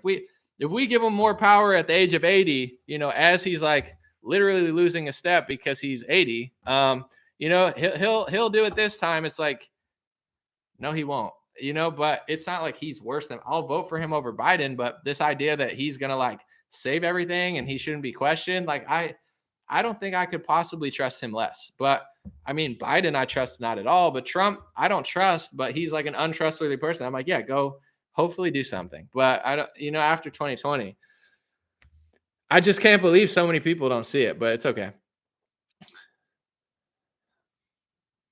Let's see.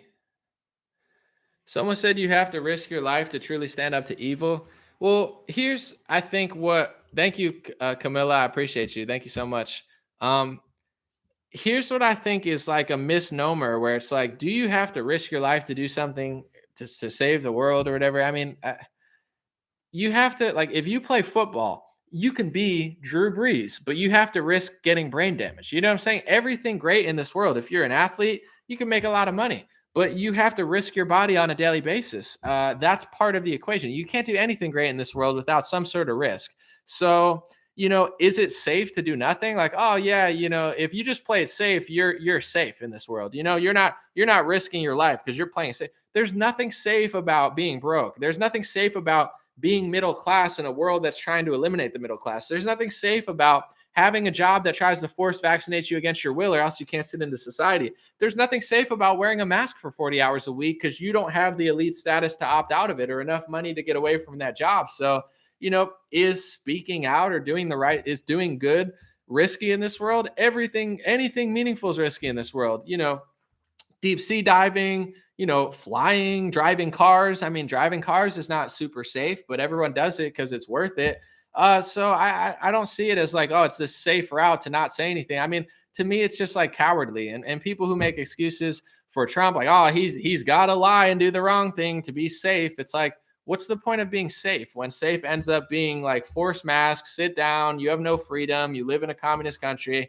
It's not, there's nothing rewarding about playing it safe, and it's not safe to play it safe. So I think, once you start making excuses for stuff like that, you start to say evil is fine, good is scary, and let me just go along with the wickedness because that's the safe route. And that's really the problem in this world. I think everybody makes mistakes, everybody has flaws, nobody's perfect. Like, I'm not acting like I don't make mistakes, but I don't fear saying the right thing. You got to fear doing the wrong thing. It should scare you more when you do the wrong thing than the right thing. That's why this world is in hell right now. It's like we're fearing the right thing. It's okay to do the wrong thing because I know he's scared. He's a coward and I'm a coward. So I see the cowardice in him. It's pathetic. And I'm not trying to be mean. I'm just saying it's like, once Christians in America and anybody fear the wrong thing like they fear the right thing, this whole world will flip upside down again in the right way. So it's like that's the excuse that everybody has. I'm afraid to be myself. I'm afraid to do something. I'm afraid to reach for my dreams. I'm afraid. That's fine, but it's not rewarding. It's not helpful. And at a certain point, I have zero. Like, you got to understand, like, I'm 33 or 32. I don't know, 31. I don't know how old I am. I think 32. But anyway, I have a life to live. You know what I'm saying? I have a lot I want to accomplish. You think that it wouldn't be easier for me to just sit somewhere and do nothing? Like, I don't feel bad for people that are 78 like Donald Trump. Dude, at that point, you think I give a crap? I don't even give a crap now. You think I'm going to give a crap when I'm 78 years old? Like, oh, let me do evil things when I'm 70. I would be afraid of not getting into heaven. I would be afraid of working for the devil more than I would be afraid of the consequences. At that point, you're freaking 78. It's like, you want to take me out, whatever. You know what I'm saying? I'm 78 years old. I lived a great life. I'm not going to live forever. I hope I have 20 more years left in me, 30 more, whatever. But like, at the end of the day, like, nothing lasts forever. So the people that like make excuses, like, oh my God, it's like, if a 78-year-old can't even do what's right at the risk of his life, then he's a coward. It's just like a pet peeve of mine. It's like, man, I wonder what George Washington would have done. Oh, I'm afraid of the river. It's too cold. I might drown. Let me go back. He would have been a PUSS, you know what? Why was he a historical figure? Well, allegedly, according to the history books, he did brave things and he risked his life in order for hundreds of years of liberty for people that never had liberty in this world. Since when do we act like, oh, it's okay for, obese, vaccine man to just be a coward and a wicked person because it's scary to be good? Like, the fact that people even have that thought just shows how pathetic the bases become. And that's the problem. It's not the leader. It's the fact that so many people are so used to being like, demoralized and just, taken advantage of and walked all over, that they'll settle for somebody that walks all over them only a year out of the 4 years, because it's like, that we don't deserve to be free. We don't deserve liberty. We don't deserve capitalism. We don't deserve any of this stuff, because that's how the base thinks. Oh, well, he's evil, but I mean, that's just like what he has to do to stay alive or something. It's like, just, might as well just sit on the couch and watch the Browns and just tune out politics at that point, because it's not gonna help future generations. We're not gonna last forever in this country with that type of attitude. Like, yeah, my grandfather came over and started a trash business, but I'm, just sitting on the couch eating Cheetos, complaining about, pronouns, or I'm making excuses for vaccine man because I have a vaccine man, poster on my wall. Cause it's like, why does this country even deserve anything? And I'm not saying that as like, I hate America. I love America, but things are not given to you. I don't know. Things are not just, oh, America deserves freedom. Like, no, we don't, like, we deserve Lizzo as president. That's what our country deserves. Lizzo as president is much more symbolic of what we're going through than any of this stuff. We deserve Joe Biden as president. I don't like him, but that's who the government is. Lizzo is our culture. Let her be the Secretary of Defense. I think that's accurate. Like, that's what we deserve. We don't deserve freedom. We don't deserve a better leader than Donald Trump. We deserve Lizzo. Like, until, she should run the country. That it's like, I don't buy into this idea of, even for me, like, so many people passed up on me, this and that. The only reason I'm even here and did anything is because I worked my ass off for 10 years with nothing, no resources, no everything. So I don't know. It's like, it works if you work hard enough. If your country is 60% obese, nobody wants to do anything, everybody's afraid, everybody does things that are evil because they think it's like a safe route to do, your country's going to be evil. If the majority of freedom fighting conservatives thinks it's okay to just do the wrong thing all the time, like, I'm not saying I don't make mistakes, but if I was ever a leader and I made a mistake, I would want you to tell me I made a mistake. I would want you to make it so uncool for me to make a mistake if you're the righteous one. Don't make excuses for me and say, oh, he's doing the wrong thing because he has to do the wrong thing. Like, that's not, I would never want that. When I make a mistake in my videos, I made a TikTok video and an Instagram video where I said that Zelensky played the president of the United States. I made a mistake. I meant to say he's the president of Ukraine, and I corrected it within a minute or two because one person told me, what do you mean by that? I don't hate that. And like, oh my God, shut up. I'm wrong, but I'm allowed to be wrong sometimes. Like, that's the, oh, well, Nominally's right 99% of the time, so he should be wrong. He's allowed to be. No, I don't want to be wrong. I don't want to make mistakes. I don't want to make any mistakes. It's going to happen, but when it happens, I want to correct it. So I want the same sort of energy to myself. It helps me when people point out things that I did wrong, because almost 100% of the time, I don't want to do that wrong. If I did something inaccurate, it's definitely a mistake and I want to be corrected. So this idea that it's like, let's just let our political party and our leader make 10,000 mistakes, and instead of trying to correct him and tell him what he did wrong, let's just go to rallies and clap him on and act like it's okay to do the wrong thing because, Biden's the other option. It's like, we're going to get Lizzo as president in a few years. Like, we deserve Lizzo as president. If that's all right, our energy has to be like, no, let's not do that. Let's not print $8 trillion. This isn't sustainable. It's not my opinion. Like, oh, I hate Trump because I'm emotional. I don't hate Trump. I think he's hilarious. And I think he was a good leader for a while. But when Donald Trump prints $6 trillion, it doesn't matter that the Trump logo's on your communist, $1,200, funny money, Andrew Yang style universal basic income check. Well, Trump did it. It still sucks. That's socialism. He didn't do capitalism. He locked everybody inside with Fauci and Democrats and Republicans and printed funny money with the Federal Reserve and handed everybody a socialist check. That's not cool. You could think it's cool because he has to do it, but at a certain point, then I guess our country has to collapse. Biden has to make mistakes. Obama has to make mistakes. George Bush has to make mistakes. Donald Trump has to be a socialist, or else Big Pharma's going to get mad. Then I guess America just has to collapse. Then I guess America needs to be destroyed. I guess your kids have to grow up in an imprisoned country. Then I guess that, it's like, if we're going to make excuses for that, and that, let's just give up then. Like, what, it's like, it's such a defeatist mentality. We got to do this. It's like, all right, I guess I'm going to have to live in poverty and enslavement for the last 40 years of my life. I guess I'm going to have to, get beat up everywhere I go because America's not a safe country anymore when I'm 70 years old. It's like, I don't want to think that way. It's like, if I'm going to play the game, I'm not trying to lose. I don't want to lose in slow motion and wear cowboy hats. So hopefully, I don't have that sentiment alone, because I'm certainly not trying to be mean or poke people in the wrong way. But I really think that our country is a manifestation of how everyone feels. And I think the left has gone literally insane. The moderate Democrat is insane for not realizing that's insane. The independents are starting to lean right, and the right is starting to lean left because they don't really have an identity for themselves. And it's like, Donald Trump is really all that Republicans have, because he started the, I guess, like, conservative movement renovation. And now he's like an old man who just isn't really who people thought he was, but no one really has an identity. So they're just like, I'll just go that. It's like, it's not going to work, but it's all good.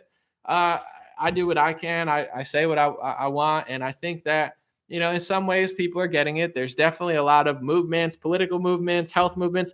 I see the truth growing. There's a lot of people eating better, exercising, that are interested in, diving through the narrative. So we're in the right direction, but I'm not giving up. I'm not going to act like it's cool that he does the wrong thing because he's afraid of dying. It's like, it's just lame. It's like, Tom Brady, you could have got tackled and broke your leg. Why not be a great quarterback? You should have just sat, in a McDonald's drive-through slurping smoothies or milkshakes, because it's safer than being the quarterback. It's like, in what industry is that acceptable to just be lazy and weak because you're afraid of the consequences? Like, this is not, I have no acceptance for that type of narrative. And it bothers me when people are like, that's fine. It's like, is it though? Someone said, shout out Idaho or something. Never give up. Shout out to Idaho. Shout out Idaho. We love you, Idaho. Someone said, Anomaly can filibuster like no other. It's true. When Rogan is being called right wing, the left has shifted way left. He is ideologically now, he is a normal American that had, he's like a normal liberal. I have some left wing views. I believe in some socialist views. I believe in some capitalist views. He's like a normal left winger like 30 years ago. Joe Rogan is left leaning, but he likes guns, and he realizes taxes are a scam, but he would pay taxes if they work. They just don't. He's, if anything, I would say, leans left and right on certain issues. And he's middle of the road as you can get. And even when people are on his show and he agrees with them, I started realizing what Joe Rogan did, because it used to annoy me, but now I actually appreciate it. He plays devil's advocate purposely. He doesn't do it because he believes in it, but he's trying to, one, make sure they don't say he didn't do it, but he's trying to question them as much as he possibly can to find holes in their argument to see if they know what they're talking about. And he said that in his last one. He questioned this guy 30 times and then said, I was trying to find holes in your argument and I couldn't find a single hole. And that scares me, so he plays this game, but it's like, he's a great interviewer, as middle of the road as you can get. Even when he has people he agrees with, he doesn't just have a podcast where he doesn't ask them questions. He holds everybody's feet to the fire, asks them everything he can. Like, the fact that the left doesn't like him, it shows who they are. They're authoritarian. They believe in communism. They believe in this is the truth. This is what it is. There's no discussion, no debate, no analysis. You are a racist, sexist, xenophobic, anti-vaxxer, conspiracy theory, climate. They have a word for everything. You got to stop. Don't question. Don't say anything. It's like, this happens even with the Russia thing. Have you heard me say something that's like, oh my God, Russia's amazing? I don't think Russia's amazing. I wouldn't want to live there. I don't trust Putin. However, I do see on a global scale why he's such a threat to people who want to micromanage and control everybody. That's all I've really said. People will say, oh, this is Putin propaganda. This is Russian. It's like, that's a way to demoralize me and just say, you're bad, I'm good, you're pushing nonsense, I have the truth. And it doesn't break down what I said. Explain to me why it would be a good idea for the global agenda, World Economic Forum, NATO, World Health Organization style people, UN, why it would be a good idea for them to micromanage that country. If you can convince me that they would make Russia a better place, then I would be for it. But at the same time, I look at like our culture, what we're doing. I think Europe is a shell of itself. I think Canada, Australia, America, all our allies, Israel with their fourth booster shot. Do I think we're horrible? No, I like our country. But however, we're not the moral high ground of the world. I mean, we're kind of disgusting in every sort of way, medically, culturally, sexually. I don't think we have this amazing culture to export anymore. So this idea that like what would happen if they did what they wanted in Ukraine and Russia, I don't know, more pride parades, more Pfizer injections, more mandates, more, everybody's a racist for telling the truth, more people with white husbands telling you that you shouldn't do what they're doing or something, or it's like, is that what I want for Russia or Palestine? Not really. Do I like Russia or Palestine? I don't know much about it. I'm just saying, like, I don't think we're going there with the intention of spreading freedom we don't even have freedom here. I think we're probably more likely to spread pride parades and vaccine programs than we are, freedom and liberty. It's like, I don't, how are we going to do that there when we don't even have the system here in place?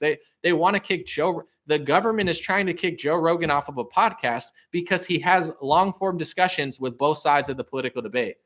And I want to export that to Russia. Oh yeah, 5 years ago, you can convince me, oh yeah, Putin's so bad and we need to bring like the freedom of speech there. We don't have freedom of speech here. So how the hell why do I want to get involved with the Ukraine-Russia conflict? I don't know who would give them more freedom, Putin or freaking Zelensky. I have no idea, but my faith is not in that side only. It's like, I don't really care. But also I don't believe for a second that we are going to enrich Russia with our distinct freedom culture. It's like, dude, Justin Trudeau is freezing bank accounts, because people protested. In Ukraine, 100 people died at their revolution, and it's a revolution of dignity. It's like barely anybody, if anybody, died at the Canadian protests. None that I've heard, maybe a few off the side or something, but like that's freezing people's bank accounts. That's something that gets you bombed if you're from Somalia or Syria. This is why the world hates us. They don't hate, they're not starting to hate us because we have too much freedom. That's not even why the Middle East ever hated us. They lied about that. They hated us because us with our allies of Saudi Arabia and Israel are always running around everywhere, dictating what everyone can do, acting like we're going to help and making it 30 times worse. Just like our government does in our own country. They do the same thing over there that they do here. They tell you it's going to get better. They take your money. They come micromanage everything, make it worse, and then call you a terrorist if you disagree with what they're doing. So we're starting to see the karmic impact of everything we've done overseas and in Africa. Now that's coming here. And it's not pretty because it never was pretty. So I think people need to realize it doesn't mean that they're good and we're not. But at a certain point, if you're not spreading true liberty, true Christ, true God, democracy, whatever, freedom, prosperity, and you're lying about it, there is going to be some sort of a karmic impact. You can call it what you want, God's wrath. I'm just saying, like, what comes around goes around, the golden rule. So I think, I don't think we're doing what we said we were going to do. And I think we need to like chill a little bit, not get weak. I'm not trying to run every base. I get how the world is. I would love to keep most bases in the world, but operate it differently, like be strong. Like I think Trump did a better job in some ways, just like be tough, don't be a pushover, but you don't got to run in everywhere all the time. But yeah, I can't believe even conservatives are like, oh, we got to free Ukraine. It's like, I wish that were true. It would be a lot easier to post because then I could just be like, oh my God, I'm so sorry. It's no war. It's like, where were all these celebrities? No war. Oh my God, he's so righteous. Where were these people for the last 2 years? In March of 2020 till now, there are kids that are being forced masked like animals in America, and you have Don Lemon and these people running around gallivanting without a mask on, kissing people on the cheek and like or the lips. It's like they're so afraid of COVID that they're running around like that, and that your kids are being forced masked. Where are the celebrities talking about? To me, that's a bigger issue there. This is affecting the cognitive, growth of tens of millions of kids. This is the future. This is our future military that is now being ousted because they won't get a vaccination. That's the biggest threat to our military, our economy, our democracy, our freedom, our world geopolitical narrative. We are abusing the future generation. China is having their men work out and get stronger, and we're feminizing our men, changing them into, or trying to change them into women when they're like 6 years old. I mean, that should be borderline illegal in my opinion. If somebody is 18 years old and they want to figure out who they are, that's on you as an adult. But this idea that kids think they're Power Rangers and robots and want to be a fireman, and you're telling them to take hormone blockers and damaging their body, abusing their body before they're even old enough to understand who they are. I mean, I think that should be a total crime. And that's what they're doing to children here. Who are those children going to be? They're going to be politicians and bankers and military members. And, 18 years of forced masking and all of this degenerate culture, that's a way bigger threat than Putin. And the irony is, not to get too long-winded, but the irony is, if you listen to people like Yuri Bezmenov, who was a KGB defector, he worked for the Soviet Union. His father was actually a high-ranking Soviet Union guy. He defected to the West, Canada, I believe, first, and he came to America. He explained that all of this degeneracy, all of this weakness, that actually is Russian influence. They want to talk about, Russian influence, Russian hacking, Russian trolls. The original Russian influence was making America weak, so generationally, they could destroy our country. Yuri Bezmenov was no pushover. He was a real deal Soviet Union KGB agent who came and knew that what they were doing was wrong and exposed it all to the West. And he said, we don't go for liberals. He said, they're useful idiots. They're on the path of weakness anyway. What our job was in the KGB was to go for conservative media, large influence movie makers, etc., people with egocentric ideals, and make them more liberal. Because if we could turn people into this weakness, no war, peace, equality, feminizing certain stuff, what do you think that does to nationality? Like, we love our country. Oh, we hate our country. We're self-loathing. How are you going to win a war? I think Ben Shapiro nailed it the other day when you are questioning if you should even exist.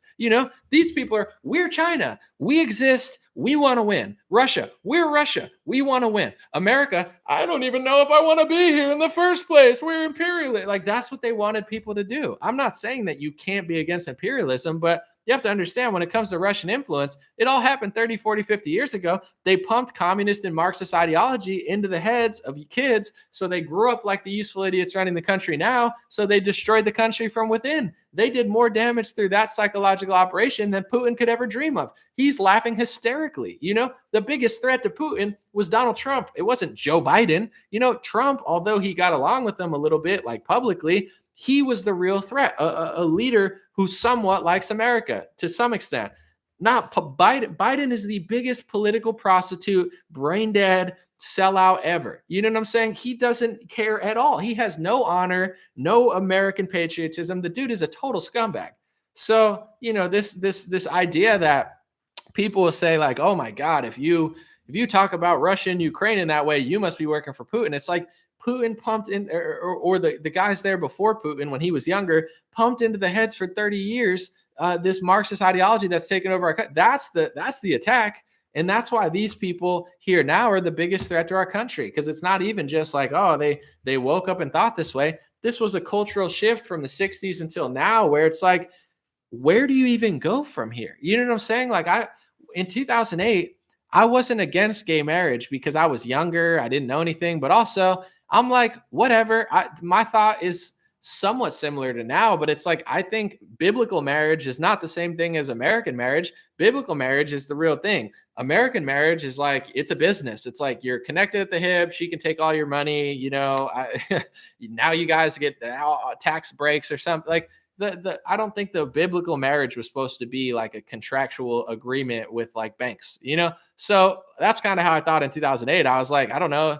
If gay people want to get scammed by the government too, that's fine. You got some gay dude. Now he lost $500,000 because his sugar daddy or whatever stole all his money. But, I was like, whatever. I don't really care. I didn't really think much of the Bible when I was in college and stuff. And I was like, I don't really care. I wasn't against it. But all these pastors were like, if you do this, it's going to lead to this and this. And I was like, nah, you guys are overreacting. They weren't overreacting. They were totally right. It's like they literally did everything that they said they would do, and actually did more. I think most extreme pastors into the 2000s actually got it wrong because they didn't go far enough. Like, who would have thought that people would be transitioning races? Who would have thought that there would be 1,000 genders? Who would have thought that gay people would be so weaponized by LGBT ideology that they would literally turn against gay and lesbian people? Like, if you're a lesbian, they are like, you need to like penises. It's like that take like that would have been considered homophobic 10 years ago. If you see like a lesbian woman at a college party and she's like, hey, I'm a lesbian. Like, if I were like, you need to like a penis. And it's like, people would have been like, bro, calm down. Like, it's like, just let her like the other sex. That would have been considered homophobic. Now it's the exact opposite. If I go up to a lesbian and I say, hey, you say you like women, interesting. And they're like, no, it's not interesting. She needs to like other genitalia also, or else she's a transphobe. She's not respecting this woman's ideology as a woman. Like, this is how crazy they are. Someone said, what am I talking about?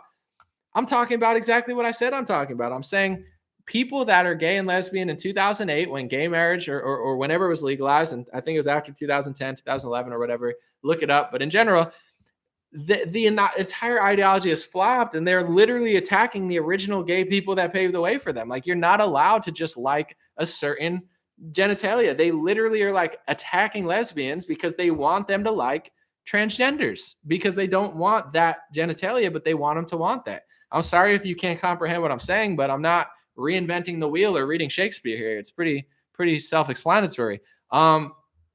I mean, it's pretty. I don't think anyone could have predicted how backwards these people are. So, long story short, I think this type of ideology is destroying the country. Not because we're being so nice, we're being dumb. All this is just dumb. It's like an attention-seeking thing. If you feel that way, what like do I follow you? I don't even know 99% of people in this country, but it's like, I feel you need to do this for me now, right now. It's like, dude, what are you talking? Like, you're kicking people out of the military for not taking a Pfizer injection, but you're telling them to go on a hike for LGBT month and learning about this stuff. Like, that's not what, why, I don't know. Should I talk about something else? Am I confusing the one guy who's like, what are you talking? I'm like, do I have to repeat the weird thing I was talking about? Cause it's, someone said there's so much anti-American rhetoric. For sure. I mean, look at how they treat Ukraine. And this is the big scandal in our country. Do I like Russia? No. Do I like Ukraine? I mean, I don't hate Ukraine. I would like to go there someday. I always thought it would be a nice country to visit. But as far as like America, the bigger scandal is in Russia television, RT, okay, they got in a bunch of trouble with American press. They labeled them, said, Russia television, these are Russian government, media. You shouldn't look at them. Like, they didn't go after BBC. They didn't go after CBC. They didn't go after Al Jazeera. They specifically targeted Russia television and were like, that's government propaganda. It's like, so is all these other news sources. But whatever. If you read, this is the crazy part. If you read RT, I don't read it that much, but from the articles I've seen, they like America more. They give America and patriots a more fair shake in America than New York Times, Washington Post, any of these other news sources, I'm saying, CNN. Like, the anti-American rhetoric in American media is so severe that they're even attacking Russia television for pushing back a different narrative because they're at war. NATO, Ukraine, Russia. This has been in the works for years. Look at the Olympics. They didn't even have Russia's name. They're trying to humiliate them. It's like ROC. They won't even put their name on there. So it's like, this has been a huge war for years that's been boiling up. It's not to say that he's innocent, but it's like, you can get better American takes in Russia television than you can in BBC or American press and a lot of this other like liberal or government press from other countries. They hate this country. They're acting as if it's so bad. Everybody's so horrible. It's so evil. And then they go to Ukraine. Why does American press like Ukraine more than America? Guns are good in Ukraine. Nationalism's good. Patriotism is good. Borders are good in Ukraine. But that same news source will call you a freaking, a conspiracy theorist, supremacist if you think the same things that they want Ukraine to think in America. That's a bigger threat than Putin. The fact that our own media hates our country, and it seems like they almost hate their media because their media doesn't hate our country. Like, you read Al Jazeera, yeah, it's the Qatar government, but Al Jazeera is more progressive. They'll tell you some things about the Middle East. They'll tell you about, they're more left leaning. RT is more right leaning. They're the ones that will break the stories like Daily Mail or New York Post. You know what I'm saying? I would say Russia television, although it's Russian news, if you read it, it's more along the lines of like a New York Post than a New York Times. New York Post is right wing, New York Times is left wing. So they're attacking that news source, but they're leaving all these other ones that are, it's like, I'm not saying that you shouldn't label it and let people know. Let people know BBC is British, government. Let people know the CBC is funded by them. Let people know who NPR is. Let people know, everything. Let democracy dies in darkness. Bezos is Washington Post or whatever. It's like, yeah, people should know who's funding it, who owns it, who created it. But they've weaponized it just against the RT. Where I wasn't even like a huge fan, but I would see they would break certain stories. They would say certain things that you couldn't really find in the New York Times. And, it's just odd to me that our own media companies push out anti-American nonsense that would really work in favor of foreign countries. It's not to say you can't criticize America or criticize conservatives. You should, but that's not what's going on. I mean, they're not going to admit this, but if I went to a Democrat event and I went to a Republican event and I said, do you love the United States of America? Do you love the United States of America? And I asked 50 people. At the Republican event, you can almost guarantee everyone, like, I love the United States of America. I'm appreciative. You would have immigrants. I've been to Republican events. It's not all white people. It's like, I love this. I came from Iran. I love America. I came from Ukraine. I love America. And then if I went to a Democrat event and was like, hey, do you love the United States of America? I would love to do this experiment. I guarantee you over half the people would be like, it's a horrible country. I appreciate it, but it's so bad. Like stuff like that, where it's like, it's not really. At this point, if I wore an American flag on my shirt, okay, everybody would think I was right wing. Why? Because very few Democrats still rep the flag. They think the flag is like a freaking Nazi symbol or something. It's the American flag. It's like I wear an American flag. People be like, oh yeah, would you vote for Trump or something? Like people even said on Twitter, there's blue check mark liberals that are like, when I see an American flag at a household, I know they voted right wing. It's like, yeah, because they like the country. What does that say about your party? That the flag of our country, every other country is nationalistic. Ukraine, they love their country. They root for their country in the World Cup. It's a beautiful thing. Mexico's nationalistic. Argentina's nationalistic. They're not non-binary, and it's like, oh, we're all Hispanic, so we root for each other. No, that's not how it works at all. They're actually in certain Hispanic countries, they're more racist than America. But I'm not even trying to smear them. I'm just saying, like, this idea that in America, if you're a transsexual Muslim woman and a Hispanic person, you are the same. It's like, yeah, we're all human. We should all get along. But it's like this idea that you ask like a Mexican, they look at below and they're like, oh, it's all the same. No one thinks it's all the same. None of these countries think it's all the same. They all have national pride in their own country. And they don't hate South America, but they look at Argentina. They're like, you're not us. You know what I'm saying? We love our country. We put on for our country. We want to win the game. We want to win. And you do you. It's like a sports thing. It's not necessarily a bad thing. It's okay to like your country. It's okay to have somewhat pride in it. But in America, it's been weaponized where you are this crazy, like terrorist level person if you love your country. And what are they pumping in Ukraine? They should love their country. Why? I can't love my country. I can't have a border. Why should they have a border? Why should they love their country? Why should they get guns? You get what I'm saying? Our press hates us. That's the story. It's not these right-wing accounts being like, oh my God, I'm going to post the same thing that Vindman posted. Cool. The story is our press hates us. They're giving freedom to people that we don't even have. Why does our media hate us? Why do they treat us like dirt? Why are they treating us like third-rate citizens? Not just for the vaccine, just in general, just for existing, just for our skin color, just for our political preferences, just for the fact that we're not brainwashed. That's the story. These people are not spreading democracy over there. Are you kidding me? These are the same people that are taking it away here. So that's what it is, folks. Appreciate y'all. God bless you. God bless your family. God bless America. God bless the world. Someone said Ukraine is passing guns out. I know. And America funds them in many ways. We've been funding them in weapons for years, but now they're passing them out. And CNN and mainstream media is like, yeah, that's good. Go fight Russia. It's like, but we're not allowed to stand our ground against criminals breaking into our house. You want to arrest? Like, I don't understand how everyone doesn't see it. But once again, I guess it depends what you watch or who you listen to. Crazy stuff. God bless you. God bless your family. God bless America. God bless the world. I want to let you guys know real quick. So I'm gonna start the pre-sale maybe tonight, maybe tomorrow, maybe Sunday, maybe Monday. I'm not really sure, but I have 100 pink hats. I have I think like 100 green hats. It's gonna be a different design. Seven. We only have 7 black hats, and it's gonna be a little bit smaller hat. These are bigger ones. The smaller dad hat. The back on this is Velcro. They're all made in the USA, but the other ones are gonna be buckle. I would say it's a different. They're both cool. I like them both, but they're slightly different style hats. Same company. Um, I'm gonna send out an email. I have a big email list, so I'm gonna let you guys know when that's all in there because the black ones are gonna sell out. But I would say, I don't know. There's only 7 black ones, so I think people. I'm not trying to like just push traffic to my site, but really like I don't know. The people who see it first are probably gonna get it because there's only 7 hats. So I guess if you really really want a black hat, check the site. I don't know, like in the morning tomorrow or something before I send out an email or Sunday because it's going to be up there at some point, and there's only 7. We can only find 7.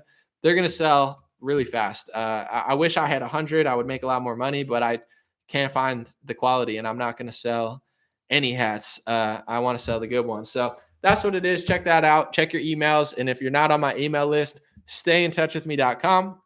That's stayintouchwithme.com. I usually have it in the description. Sign up to my free email list. My Telegram is t.me/dreamrarechat or dreamrarechat.